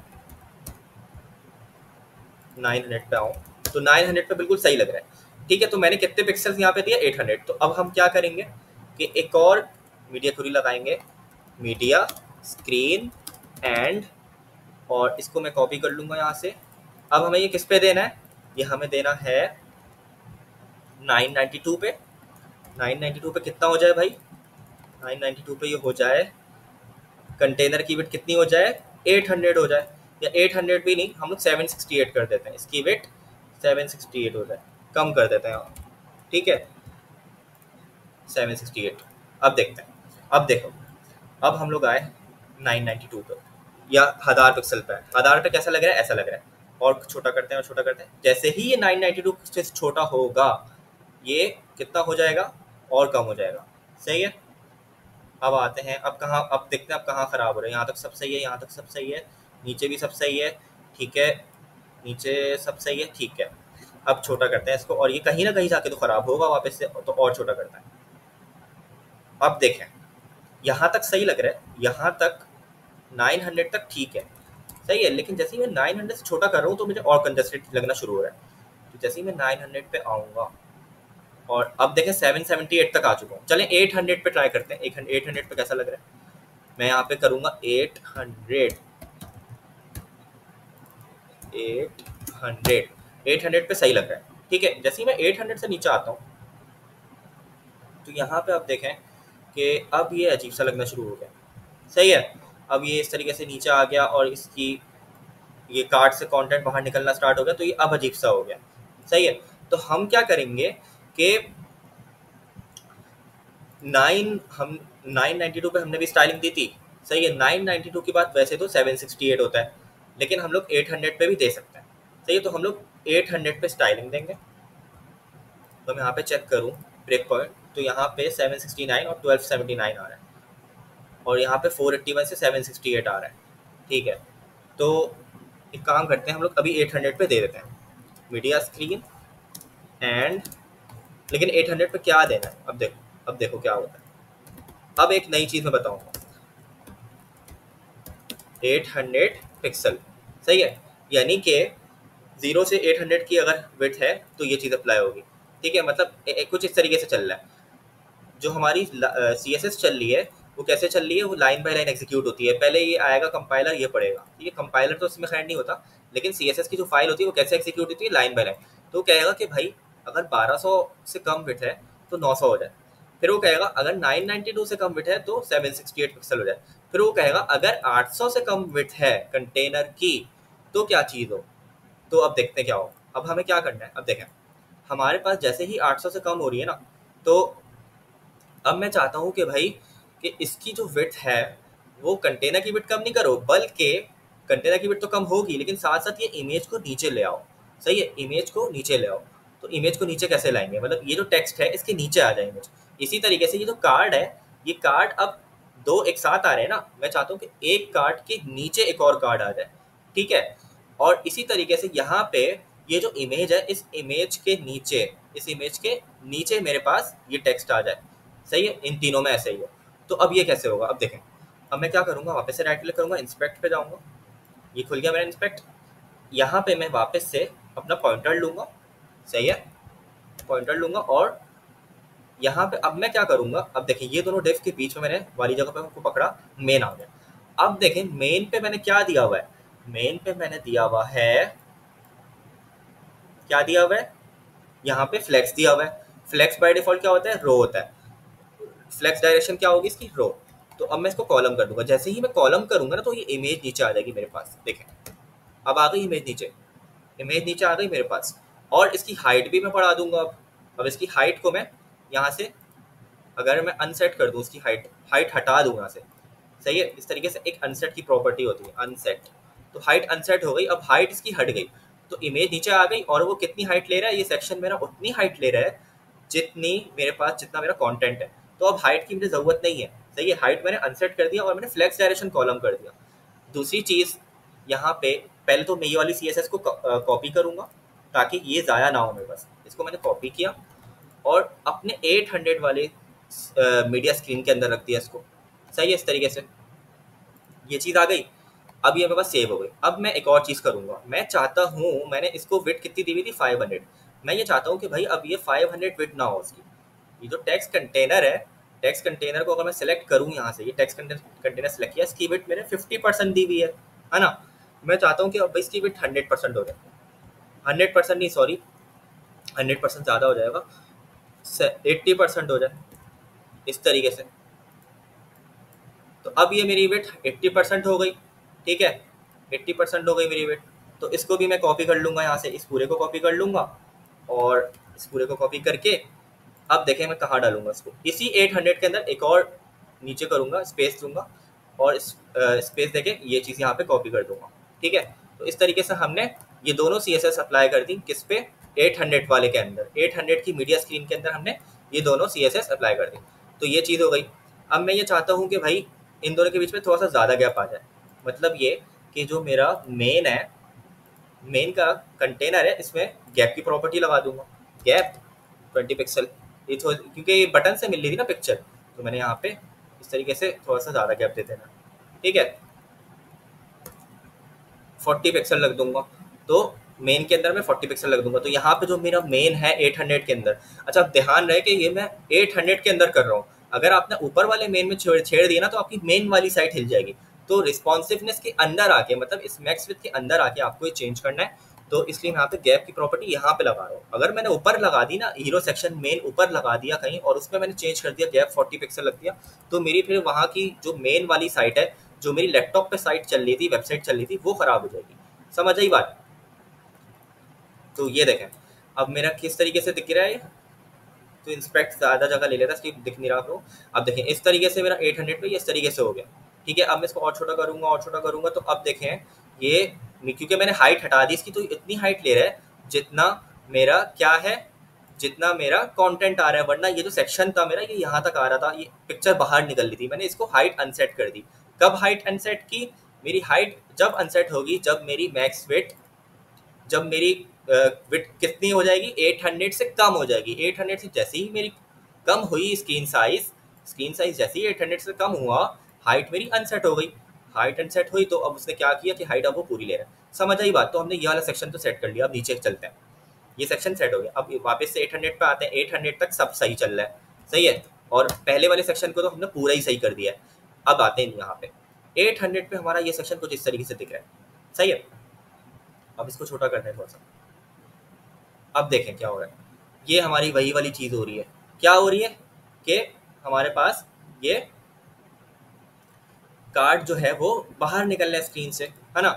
तो इसको हम लोग क्या करेंगे, इसको हम क्या कर सकते हैं, एक तो ये कर सकते हैं कि दोनों की वेट कम कर दें। दूसरा अप्रोच यही वाला कर सकते हैं कि एक के नीचे एक आ रहा है, तो ये कर लेते हैं अभी के लिए कि इस कार्ड के नीचे एक और कार्ड, ये वाला कार्ड आ जाएगा, मतलब ये कार्ड इसके साइड में आ जाएगा, ठीक है। तो इसको मैं अगर इस तरीके से करूँ और इसको मैं अभी इतना 800 तक, ये सही है। अगर 800 तक भी बल्कि सही नहीं है, देखिए अभी भी घिच पिच लग रहा है, बहुत कम जगह है साइड में ना। तो यहीं पे हम लोग इसको यहीं पे इसको हम लोग सेट कर लेते हैं और एक के नीचे एक ले आते हैं, ठीक है। तो मैं इंस्पेक्ट पे आऊँगा वापस से, इसको ऊपर करते हैं थोड़ा सा, इंस्पेक्ट को आ गया ऊपर, और यहाँ से मैं एरो पे क्लिक करूँगा और यहाँ पे इसको बीच वाली स्पेस को पकड़ा, कार्ड पेरेंट आ गया। कार्ड पेरेंट है, कार्ड पेरेंट के अंदर कार्ड चल रहे हैं हमारे, ऐसा ही है। अच्छा जी, कार्ड पेरेंट के अंदर कार्ड है, और हाँ, तो हमने देखा कि कार्ड पेरेंट के अंदर दो कार्ड्स चल रहे हैं और कार्ड पेरेंट पे फ्लेक्स लगा हुआ है। तो अगर मैं यहाँ पे फ्लेक्स डायरेक्शन कॉलम कर दूँ तो एक के नीचे एक आ जाएगा ये। तो अभी कर देते हैं फ्लेक्स डायरेक्शन कॉलम। अब आप देखें ये एक के नीचे एक आ गया, लेकिन ये क्या हुआ, ये क्या हुआ भाई, कुछ नहीं हुआ, समझ आ गया क्या हुआ। ये हुआ ये कि इसको ही नीचे तो ले आया ये, लेकिन ये जो सेक्शन चल रहा है हमारा, जो मेन रिसेंट पोस्ट का सेक्शन है, उसमें हमने हाइट सेट की हुई है। मेन के सेक्शन में हाइट क्या सेट की हुई है, हाइट ये सेट की हुई है। जैसे ही मैंने मेन को सिलेक्ट किया, हाइट आ गई 500। इस हाइट को अनसेट भी तो करना है भाई, हाइट को अनसेट कर देते हैं। हाइट को जैसे ही मैंने अनसेट किया तो ये मेरे पास क्या आ गया, अब मेरी ये पूरी हाइट ले रहा है, देखें सही है, मेरी पूरी हाइट हो गई। अच्छा जी, अभी भी एक प्रॉब्लम है, रिसेंट पोस्ट बिल्कुल ऊपर से चिपक रहा है, कोई मसला नहीं है। हम लोग ये करेंगे कि मेन के अंदर हम लोग, अब हमें मार्जिन पैडिंग से थोड़ा सा खेलना पड़ेगा, अब हमें मार्जिन पैडिंग से थोड़ा सा इस्तेमाल करनी पड़ेगी। तो अब हम ये करेंगे कि या तो मैं मार्जिन पैडिंग से इसको नीचे कर दूँ रिसेंट पोस्ट को, या फिर मैं मेन को पैडिंग दे दूँ। हम मैं मेन को पैडिंग दे देता हूँ। पैडिंग आए, पैडिंग लिखा, पैडिंग और padding dash block, padding dash block, ठीक है। और पैडिंग डैश ब्लॉक क्या करेगा, ऊपर से भी पैडिंग देगा, नीचे से भी देगा।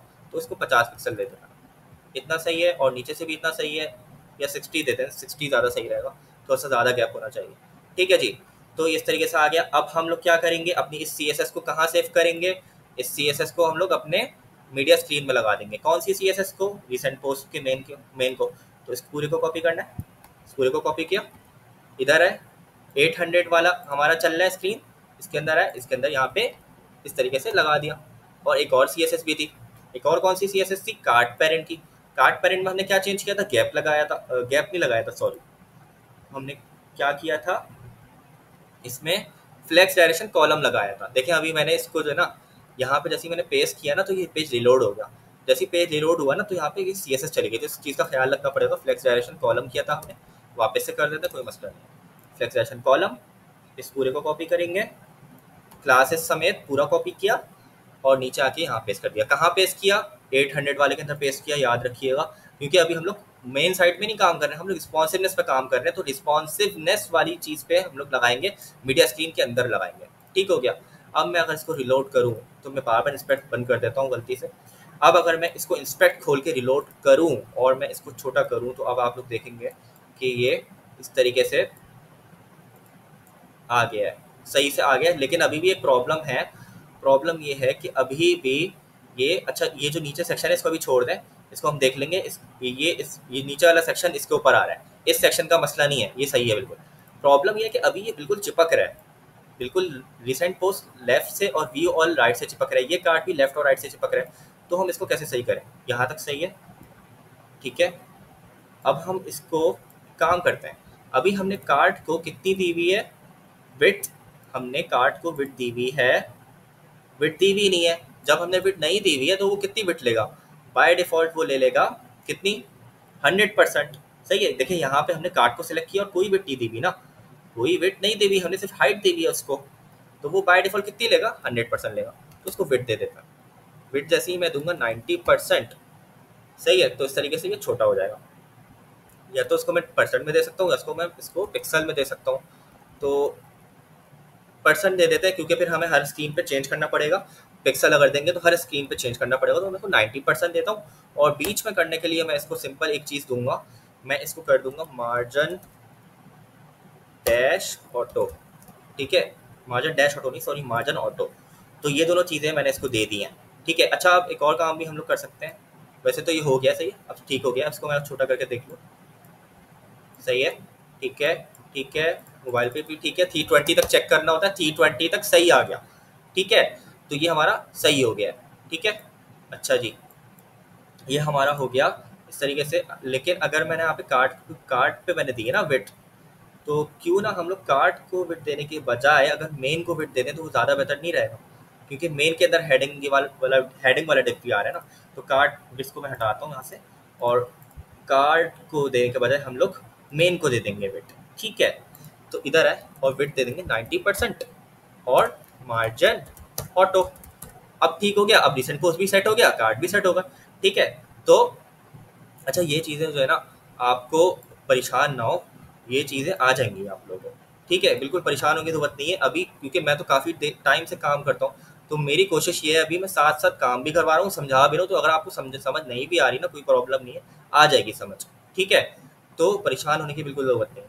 अच्छा जी, अब मैंने क्या करना है, इसको यहाँ पे पेस्ट कर देना है।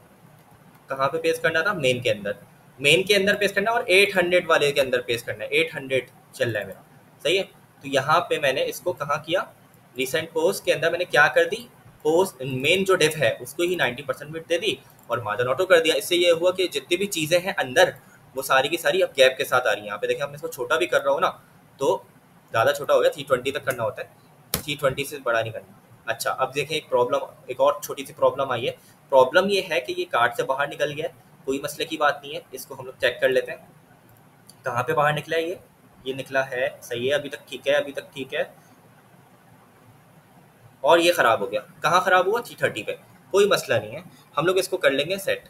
अब हमारे पास जो आखिरी ब्रेक पॉइंट होता है ना, वो 320 होता है। सही है, 320। यहाँ पे इसको फॉलो नहीं करें, इसको मैं बंद ही कर देता हूँ। 320 होता है, सही है। 320 का हमारा ब्रेक पॉइंट होता है आखिरी, और 320 के बाद हमारे पास 414 आता है।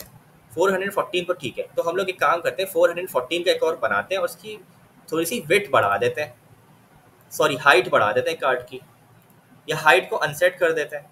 हाइट हमारी कितनी है अभी, 350 पिक्सल है। अगर मैं इसको अनसेट कर दूँ तो हाइट को हम लोग अनसेट ही कर देना। ठीक हो गया, अगर मैं हाइट को अनसेट कर दूँ और अब चेक करूँ, ठीक है, तो एक काम करते हैं, हम लोग हाइट को अनसेट ही कर देते हैं। ठीक है, कार्ड को हम लोग इसकी हाइट को अनसेट कर देते हैं, क्योंकि ज़रूरत नहीं है ना अब हमें हाइट की। हमें नॉर्मल स्क्रीन पर हाइट की ज़रूरत थी, हमें हाइट फिक्स करनी थी।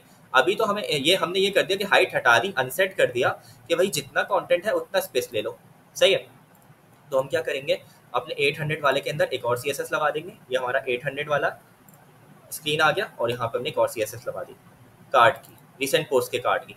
और इसमें मैंने, क्योंकि सिर्फ हाइट पे काम करना है, तो इन सब चीज़ों को मैं हटा भी सकता हूँ, इस तरीके से कर सकता हूँ।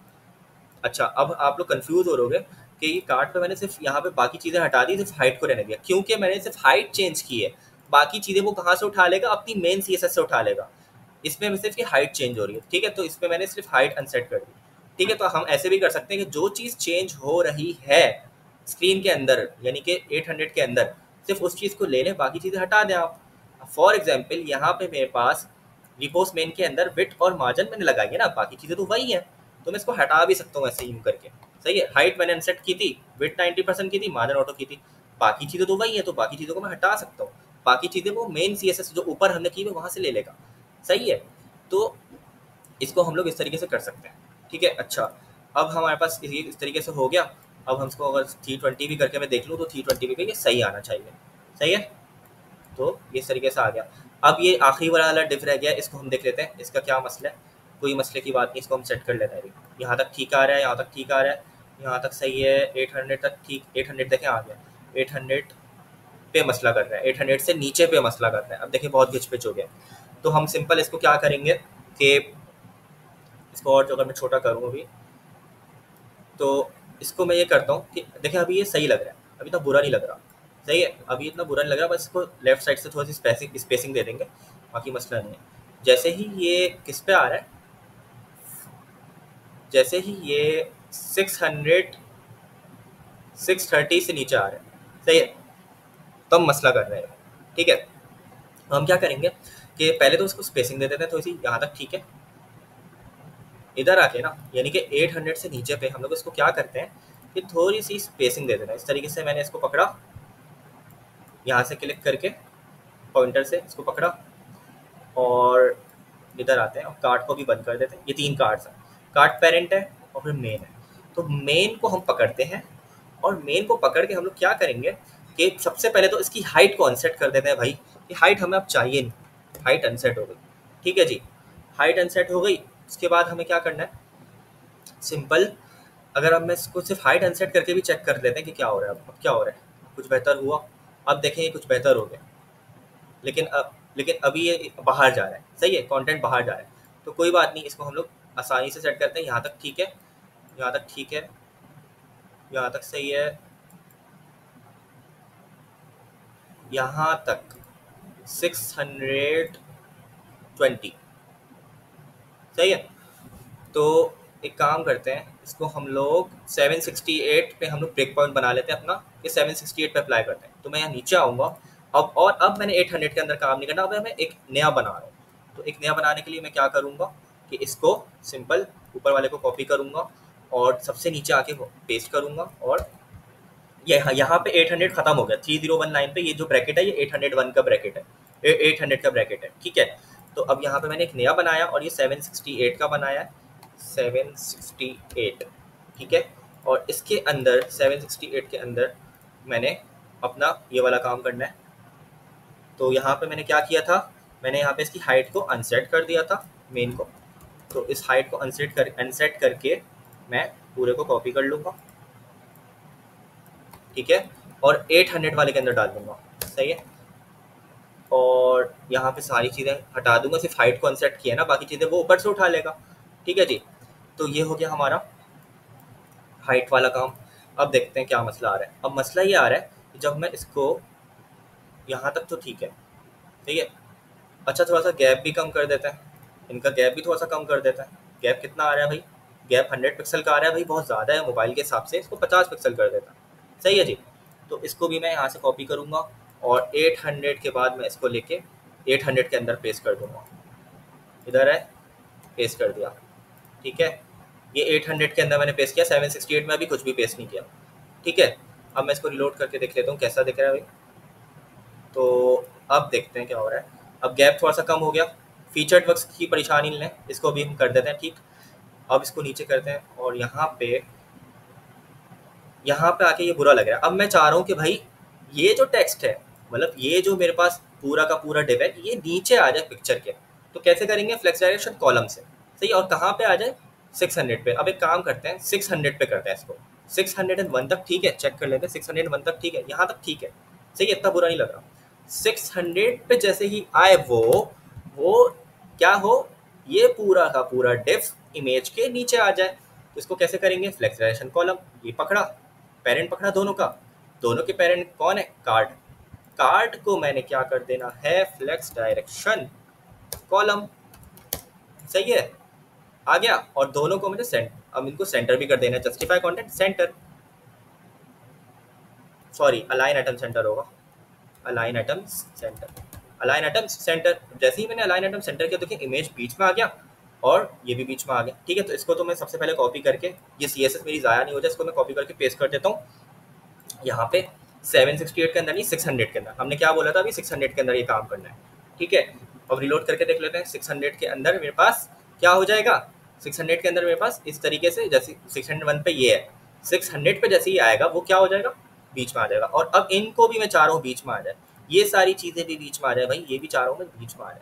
तो मैं क्या करूँगा, सिंपल कार्ड कंटेंट को पकड़ूंगा, कार्ड कंटेंट को पकड़ने के बाद अलाइन आइटम्स सेंटर, सही है, अलाइन आइटम सेंटर हो गया।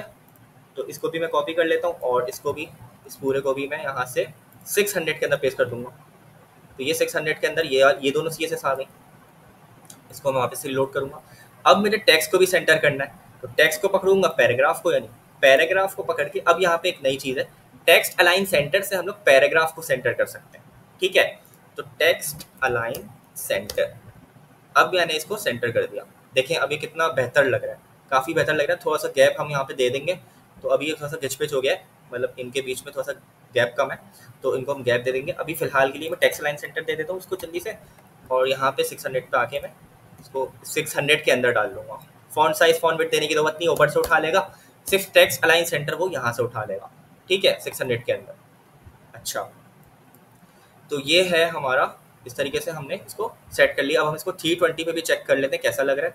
320 पे भी सही लग रहा है, सही। अब यहाँ पे एक चीज़ है कि अगर आप लोग चाहें ना तो इसके फॉन्ट साइजेस को भी छोटा कर सकते हैं। मैं अभी नहीं करके दिखा रहा हूँ क्योंकि वो फिर ज़्यादा लंबा काम हो जाएगा, ठीक है। आप लोग सिंपली इसको ये कर सकते हैं, यहाँ पे मैंने इसको फॉन्ट साइज छोटा कर दूँ। इसका बाय डिफ़ॉल्ट जितना भी चल रहा है मैं इसको कर देता हूँ 14 pixel, for example by default 18 है, तो अब वो क्या हो जाएगा 14 पिक्सल हो जाएगा। तो पैराग्राफ को मैंने छोटा कर दिया, देखिए पैराग्राफ का क्या होगा, छोटा होगा फॉन्ट साइज, सही है। तो इसको मैं इसको छोटा ही रखते हैं। अच्छा, अब हम क्या करेंगे कि फीचर्स वक्त अब ये बीच में लाना चाह रहे हैं, इसको बीच में ले आते हैं क्योंकि ये साइड में बुरा लग रहा है। तो अगर मैं इधर आऊँ और यहाँ तक तो ठीक है, सही है, लेकिन अगर मैं यहाँ पे आऊँ तो 600 से जैसे ही छोटा हो तो फीचर्ड बक्स बीच में आ जाए। तो फीचर बक्स को पकड़ लेते हैं, ये रहा फीचर्ड बक्स, और फीचर बक्स को हमने फीचर्ड बक्स पे मेन हेडिंग का जो हमारा डिव है उसको हमने क्या दे देना है, उसको हमने सिंपल, या तो हम लोग फीचर्ड बक्स को ही टेक्स्ट अलाइन सेंटर दे देते हैं, मसला ही हल हो जाएगा। तो हम लोग क्या करते हैं कि फीचर्ड बक्स को ही हम लोग टेक्स्ट अलाइन सेंटर दे देते हैं, हमारा मसला हल हो जाएगा, ठीक है। टेक्स्ट अलाइन सेंटर से क्या हुआ, पहले वो इस तरीके से आ रहा था, जैसे ही मैंने टेक्स्ट अलाइन सेंटर लगाया तो वो क्या हो गया कि वो बीच में आ गया। तो H3 में मैंने क्या लगा दिया, टेक्स्ट लाइन सेंटर। तो इस पूरे को कॉपी करूंगा और ये कहाँ लगाना है, 600 से कम पे। तो 600 से कम पे यहाँ पे आके इस तरीके से लगा देंगे, ठीक है। तो अब मेरा कोड कितना हो गया, 600 के अंदर ये सारी चीज़ें मैंने अप्लाई कर दी हैं, ये सारी चीज़ें अप्लाई कर दी हैं, ठीक है। तो और ये फॉन्ट साइज और फॉन्ट विड्थ को मैं भी छोड़ देता हूँ, उसको वहाँ से हटा देता हूँ, सही है, इस तरीके से। तो अब ये बीच में आ गया, देख सकते हैं आप लोग, ये बीच में आ गया। अच्छा, अब अगर मैं चाह रहा हूँ कि भाई ये जो मेरा डिव है कार्ड कंटेंट का, ये बहुत लंबा हो रहा है, इसको थोड़ा सा छोटा कर दूँ, तो मैं क्या करूँगा, कार्ड कंटेंट को पकड़ूंगा और इसकी मतलब ये इसकी विड्थ बहुत बड़ी हो रही है, मैं चाह रहा हूँ कि ये थोड़ा सा इमेज की सीध में आ जाए, थोड़ा सा कम, इसकी विड्थ कम हो जाए। तो कार्ड कंटेंट की अभी विड्थ क्या चल रही है, यहाँ पे तो विड्थ आ ही नहीं रही, विड्थ यहाँ पे आ ही नहीं रही। तो कोई बात नहीं, अगर नहीं आ रही तो मतलब 100% है, तो ऑटोमेटिकली ये डिफॉल्ट क्या ले रहा था 100%, तो इसकी विड्थ क्या कर देंगे, थोड़ी सी कम कर देंगे, विड्थ देंगे, और विड्थ देके हम लोग इसको 70% कर देंगे, सिंपल। अब देखें थोड़ा सा बेहतर लगे, तो 75% भी अगर मैं करूँ उसको तब भी ठीक है, ठीक है। तो 70 कर देते हैं, बल्कि 70% इसको मैंने कर दिया। इसको वहाँ से कॉपी करके 70% में इसको कार्ड कॉन्टेंट के अंदर लगा दूंगा, ठीक है। इधर था कार्ड कंटेंट को सेलेक्ट करके किया था काम मैंने, तो कार्ड कंटेंट के अंदर विथ 70%, ओके, ये हो गया हमारा। अच्छा जी, तो अब अगर मैं इसको छोटा करूँ और अब मैं अगर इसको 320 पे करूँ तो ये थोड़ा सा बुरा लग रहा है। मेरे ख्याल से 70% नहीं करते हैं हम लोग, और इसको हम लोग जो है ना 70% से थोड़ा सा ज़्यादा कर देते हैं, इसको हम लोग 80% करते हैं। अगर सही है, अगर हम लोग 80, एक काम करते हैं 70% ठीक है, सही है, हम लोग ये करते हैं कि इसका फॉन्ट साइज छोटा कर देते हैं, क्योंकि अब ये रिस्पॉन्सिवनेस में मैंने अभी बताया था कि हम लोग फॉन्ट साइज छोटा कर सकते हैं, सही है। अब फिग्मा में तो हमें कितना दिया हुआ है, फिग्मा में तो हमें जो फॉन्ट साइज दिया हुआ है वो अपने लैपटॉप के हिसाब से दिया हुआ है, तो रिस्पॉन्सिवनेस के लिए हम लोग थोड़ा सा फॉन्ट साइज इसका छोटा कर देंगे। फॉन्ट साइज अभी क्या है 30 पिक्सल है, इसको हम लोग कर देंगे 21 पिक्सल, ठीक है। तो अब ये फॉन्ट साइज 21 पिक्सल अगर मैं इसको बड़ा करूँ तो अब देखें ये 600 से जैसे ही छोटा होगा तो उसका फॉन्ट साइज 21 पिक्सल होगा, लेकिन मैं चाह रहा हूँ 600 से छोटा नहीं, मैं चाह रहा हूँ 480 से छोटा हो या 414 से छोटा हो, तो 480 का मैं लगा देता हूँ, और 418 से जैसे ही छोटा होगा वो, तो उसका फॉन्ट साइज कितना हो जाएगा 21 पिक्सल। तो मैं अब एक और बनाता हूँ @media और स्क्रीन स्पेलिंग गलत है, स्क्रीन एंड, और यहाँ पे आ जाएगा मैक्स विड्थ कितनी हो 480 पिक्सल। तो क्या हो जाए भाई, तो ये हो जाए, इसका फॉन्ट साइज कितना हो जाए 21 पिक्सल हो जाए, फॉन्ट विड्थ तो उतना ही रहेगा, फॉन्ट विड्थ को छोड़ देना, सही है। तो इसका फॉन्ट साइज 21 पिक्सल हो जाए। अब मैं इसको रिलोड करता हूँ और अब देखें क्या होगा, जैसे ही ये 480 से छोटा हो रहा है, ये अपना फॉन्ट साइज छोटा कर रहा है। सही है, तो अब हमने बिल्कुल इसको परफेक्ट कर दिया है, हमारा ये रिस्पॉन्सिवनेस हो गई है। ठीक है, छोटा सा मसला, ये फीचर्ड वर्क्स बहुत ऊपर से मिला हुआ है, तो इसको हम लोग आसानी से सही कर सकते हैं। इसको हम लोग क्या करेंगे, या तो मार्जिन पैडिंग कर लें। अगर मैं जैसे ही यहाँ पे हमारा काम हो रहा है ना 768 पे, ये क्या कर रहा है 768 पे, 768 से जैसे ही 800, सॉरी 800 से जैसे ही छोटा हो रहा है, 800 से जैसे ही छोटा हो रहा है, तो अपनी हाइट को अनसेट कर रहे हैं। ऐसा ही है, तो हम लोग इसको ये करेंगे कि भाई जैसे ही तुम हाइट अनसेट हो रही है ना, जैसे ही तुम्हारी हाइट अनसेट हो रही है 800, इस पे इसके साथ में एक और चीज़ लगा देता हूँ, पैडिंग ब्लॉक। ऊपर नीचे से पैडिंग आ जाए, कितनी आ जाए 20 पिक्सल, नहीं 20 से थोड़ा सा ज़्यादा, तो 30 पिक्सल कर देते हैं। सही है जी, तो हमने इसकी पैडिंग कर दी, तो पैडिंग ब्लॉक इसकी आ जाएगी कितनी 30 पिक्सल। तो अब इसको और छोटा करके भी देख लेते हैं, भाई सही है, ठीक है ठीक है ठीक है ठीक है ठीक है ठीक है ठीक है, सही आ गया। अच्छा, तो ये चीज़ हो गई हमारी एक, इसको हम कर देते हैं, इसको जल्दी से 800 पे आके कितना कर देते हैं, 800 ऊपर है, ऊपर ऊपर ऊपर, ये रहा, मिल गया 800 मिल गया। और 800 हम किस में किया था हाइट अनसेट, हमने ये रहा रिसेंट को देख लेते हैं किस में किया था, मैं भूल गया, फीचर्ड सेक्शन के मेन, फीचर्ड सेक्शन के मेन, ये रहा इधर। तो हमने इसको इस तरीके से पैडिंग ब्लॉक 30 पिक्सल दे दिया। अब इसको रिलोड कर देते हैं और देख लेते हैं, अब सब कुछ बिल्कुल सही से आ रहा है। अब हमने रिस्पॉन्सिवनेस चेक कर ली। अब हम लोग अगर, लेकिन एक छोटी सी प्रॉब्लम एक और आ रही है यहाँ पे, लेफ्ट साइड पे भी यहाँ पे गैप कम हो रहा है। अगर मैं इसको और छोटा करूँ तो ये अभी तक ख़राब हो रहा है, ख़राब है। कहाँ तक ख़राब है, ये ख़राब है यहाँ तक। जब तक हम इसको नीचे नहीं फेंक रहे, जब तक हम लोग इसको 600 से नीचे नहीं आ रहा, ये ख़राब रह रहा है। ख़राब क्या चीज़ रह रही है कि ये बिल्कुल चिपक रहा है, इमेज जो है ना चिपक रहा है, ये अच्छी बात नहीं है, ये अच्छी बात नहीं है। तो हम लोग क्या करेंगे, सिंपल, अभी हमने पैडिंग ब्लॉक दिया है यहाँ पे, सिंपल हम लोग यहाँ पे पैडिंग ब्लॉक की जगह खाली पैडिंग कर देंगे, तो वो चारों तरफ से पैडिंग आ जाएगी इस तरीके से। अब देखें ये चिपक नहीं रहा। अब हम लोग चेक करें, अगर यहाँ तक सही है, सही है, सही है, सही है, ठीक है ठीक है ठीक है ठीक है, सही है, सही हो गया। ये हमारा हो गया कि पैडिंग ब्लॉक नहीं करना हमें, इसको सिर्फ पैडिंग कर देना है। ये भी मैंने चेंज कर दिया, मेन को हमने सिर्फ पैडिंग दे दी 30 पिक्सल की, और हाइट अनसेट थी। अब हम इसमें एक और चीज़ कर सकते हैं कि यहाँ पे जो इमेज है हमारा, जो इमेज है हमारा, उसको हम क्या कर दें, इसको हम लोग उसकी विड्थ और हाइट चेंज कर दें। लेकिन उसके लिए फिर अभी मुझे जो है ना क्या करना पड़ेगा, एक चीज़ करनी पड़ेगी उसको, फिर विड्थ और हाइट अभी हमने मैनुअली दी हुई है इमेज को, तो उसकी जो विड्थ और हाइट है वो हमें जाके चेंज करनी पड़ेगी, क्लास देके उसको हाइट देनी पड़ेगी, तो वो ज़्यादा लंबा काम हो जाएगा।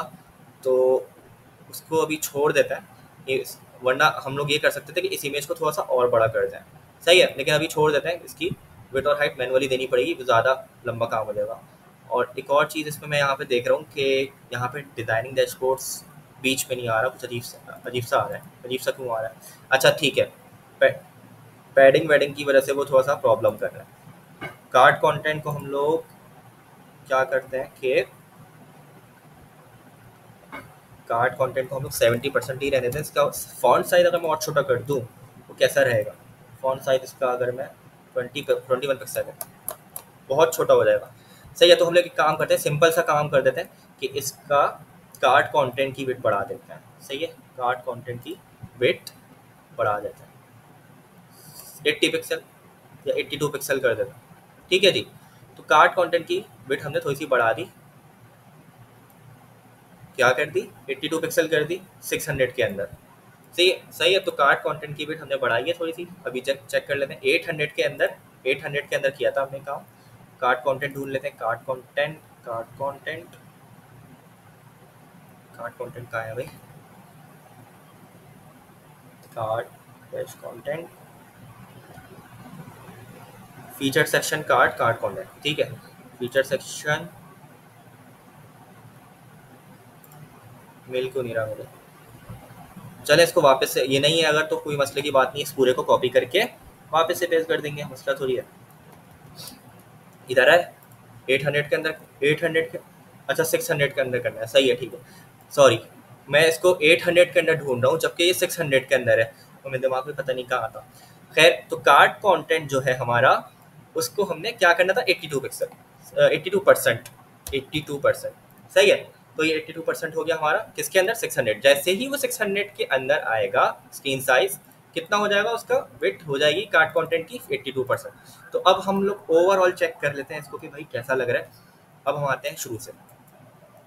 ठीक है, कम करेंगे कम करेंगे, ठीक है, सही है सही है, ये सेक्शन अभी तक सही चल रहा है। ठीक है ठीक है ठीक है, T20 तक हम आ गए। सही है। अब हम आते हैं वापस से इसको बड़ा करते हैं, अब इस सेक्शन की बारी आ गई। सही है, ठीक है ठीक है ठीक है ठीक है, सही है सही है सही है। और 320 तक आना है, उससे कम नहीं आना। 320 से छोटा मोबाइल कोई नहीं होता, तो 320 पिक्सल्स तक आपको चेक करना है, उससे नीचे। अब ये वाला सेक्शन भी पास हो गया, अब इसकी बारी है। अब नीचे चलते हैं। सही है, ठीक है ठीक है ठीक है, सही है, ठीक है, सही है सही है, यहाँ पे भी ठीक है। और यहाँ तक हमारा ठीक है, 312 तक आ गया, 312 तक भी ठीक लग रहा है, इतना बुरा नहीं लग रहा। सही है। तो ये हमारा हो गया रिस्पॉन्सिवनेस। इसमें यहाँ तक ठीक है। आखिरी एक चीज़ रह गई है, मैंने ये कहा था इन तीनों के बीच में गैप कम है, तो इन तीनों के बीच में थोड़ा सा गैप भी डाल देते हैं जल्दी से। कार्ड कंटेंट के बीच में गैप डालना है। Okay fine. कार्ड कंटेंट के बीच में कार्ड कंटेंट को पकड़ा।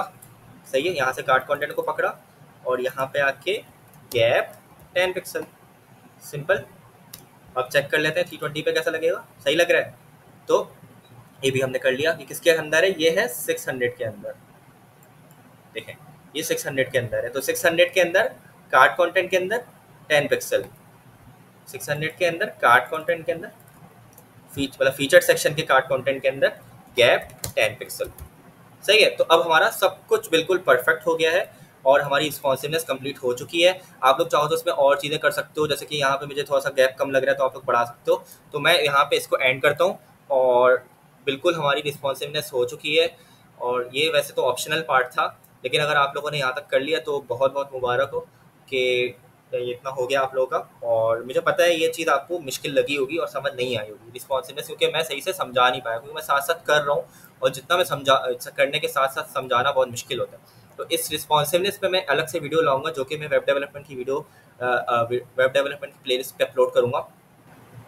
तो ये हमारी रिस्पॉन्सिवनेस यहाँ पे कंप्लीट हो गई है और वीडियो भी काफ़ी ज़्यादा लॉन्ग हो गई है।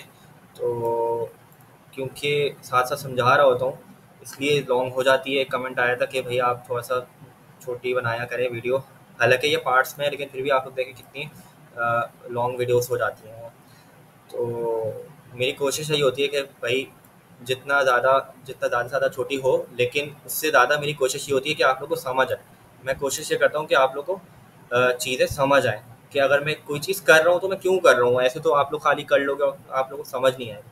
तो ये होता है मेरा कि अगली बार आप लोग खुद से बना सको। देखें रिस्पॉन्सिवनेस मैंने की है तो ये बात आप लोग को समझ आ गई होगी कि फ्लैक्स से हमारा काम आसान हो जाता है। सिर्फ हमने क्या किया, 800 पे आके सिर्फ फ्लैक्स डायरेक्शन कॉलम कर दिया। कॉलम जैसे ही हमने फ्लैक्स डायरेक्शन कॉलम किया तो वो उसके नीचे आ गया।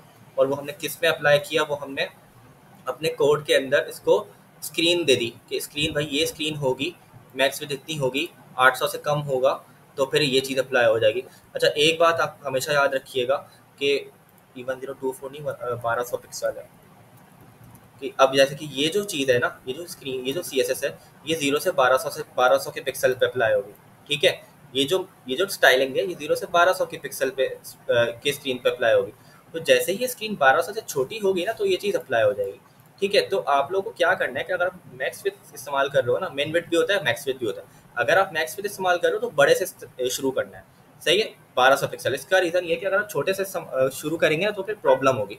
तो अगर आप मैक्स विथ इस्तेमाल कर रहे हो तो रिस्पॉन्सिवनेस अगर आप कर रहे हो मैक्स विथ से तो बड़ी स्क्रीन से स्टार्ट करना है। यानी कि अगर मैं 1400 पिक्सल्स पे बना रहा होता ना तो 1400 इससे ऊपर यहाँ पे इसकी स्टाइलिंग लगता है, लेकिन मैं 1400 पे ज़रूरत ही नहीं पड़ी, मेरी 1400 पे स्क्रीन सेट थी तो मैंने 1200 से स्टार्ट की। 1200 पे मैंने इसका साइज 900 कर दिया था, है ना। तो 1200, उसके बाद फिर 992 पे आए थे। 992 पे मैंने इसका साइज कितना कर दिया था, 768 कर दिया था। तो इस तरीके से हम लोग ऐसे चल रहे हैं कि 992 फिर हम 800 पे आए, 800 पे हमने ये सारी स्टाइलिंग अप्लाई की। ठीक है। ये सारी स्टाइलिंग 800 पे मैंने अप्लाई की थी। कहाँ तक? यहाँ तक, ठीक है। फिर आए 600 पे, 600 पे मैंने कहा यहाँ से ये सारी स्टाइलिंग ये अप्लाई की थी। फिर हमने 480 पे आखिरी ये स्टाइलिंग अप्लाई की थी। अब अगर आप लोगों को ये कोड थोड़ा सा फॉलो करने में मुश्किल हुई, वैसे मेरी कोशिश होती है कि आप लोग ऐसे कर लो कि पॉज कर करके आप लोग कर सको, ठीक है। तो अगर मैं थोड़ा सा तेज़ भी लेके चल रहा हूँ और बार बार मैं विंडो स्विच कर रहा हूँ क्रोम, तो आप लोगों को ये करें कि आप लोग पॉज कर करके कोड लिखते रहें, लेकिन साथ साथ समझते भी रहें, ठीक है। सिर्फ कोड लिखना तो मकसद नहीं होना चाहिए, साथ साथ समझते भी रहें। दूसरी चीज़ ये कि मैं जो है ना इस प्रोजेक्ट को गिटहब पे पुश करके अपने गिटहब पे पुश करके अपने वीडियो के डिस्क्रिप्शन में डाल दूंगा। अगर आप लोगों को कोड वहाँ से देखना है तो आप लोग वहाँ से कोड देख के हेल्प ले सकते हो कि वीडियो में अगर मुश्किल हो रही है फॉलो करने में, तो आप लोग वहाँ से कोड ले सकते हो, कोई प्रॉब्लम की बात नहीं है, ठीक है। तो मैं अपना पब्लिक कर दूंगा वो कोड और अपने डिस्क्रिप्शन में मैं वीडियो में डाल दूंगा, ठीक है। तो आज की वीडियो में इतना ही। अब मैं डिप्लॉय मैंने बोला था करने के लिए, लेकिन मैं डिप्लॉय नहीं कर रहा हूँ इसमें। इसका रीज़न ये है कि वीडियो काफ़ी लॉन्ग हो चुकी है। इंशाल्लाह नेक्स्ट पार्ट में मैं खाली डिप्लॉय करा दूंगा, तो वो मेरे ख्याल से ज़्यादा लॉन्ग नहीं होगा। डिप्लॉय आसानी से हो जाएगा, बस हमें इसके npm रन बिल्ड करके उसके एरर सॉल्व करने होंगे और वो आसानी से बिल्ड हो जाएगा। हम उसको वर्सेल पे डिप्लॉय कर देंगे, ठीक है जी। तो आज हमने जो काम किया, सिंपल हमने एक सेक्शन बनाया, ठीक है। ये सेक्शन हमने क्रिएट किया, इसके अंदर चीज़ें हमने की, सब इसका हमने स्केच बना के HTML लिखी, और HTML लिखने के बाद हमने उसका क्या कर दिया कि उसको हमने पूरा डेवलप कर दिया। उसके बाद हमने उसकी CSS लिखी, सही है। ये CSS हमने लिखी थी। अच्छा, CSS में पहले हमने क्या किया था, सिंपल CSS लिखी थी, अपनी वेबसाइट को कंप्लीट किया। ये जो हमारे पास डिज़ाइन है ना, इसको हमने कंप्लीट किया पहले। आप ऐसे नहीं कर सकते कि पहले आप एक सेक्शन बनाओ फिर इसको रिस्पॉन्सिवनेस कर दो, नहीं। पूरा आपने वेबसाइट बनानी है, ये बात याद रखें। हमें हमेशा पूरी वेबसाइट बनानी है। पहले ये सेक्शन बनाया, फिर ये बनाया, फिर ये बनाया, और उससे भी पहले हमने हेडर फुटर बनाया, सही है। तो पूरी वेबसाइट जब आपकी कंप्लीट हो गई ना, उसी के बाद आप रिस्पॉन्सिवनेस स्टार्ट कर सकते हो, उससे पहले नहीं। तो मैंने भी यही किया था, सही है। अगर मैं इंस्पेक्टर हटाऊँ तो ये हमने वेबसाइट पहले बनाई थी, पूरी वेबसाइट जब बन गई, ठीक है, हमने ये सेक्शन पूरा बना लिया, उसके बाद हम लोग रिस्पॉन्सिवनेस पाए थे, ठीक है जी।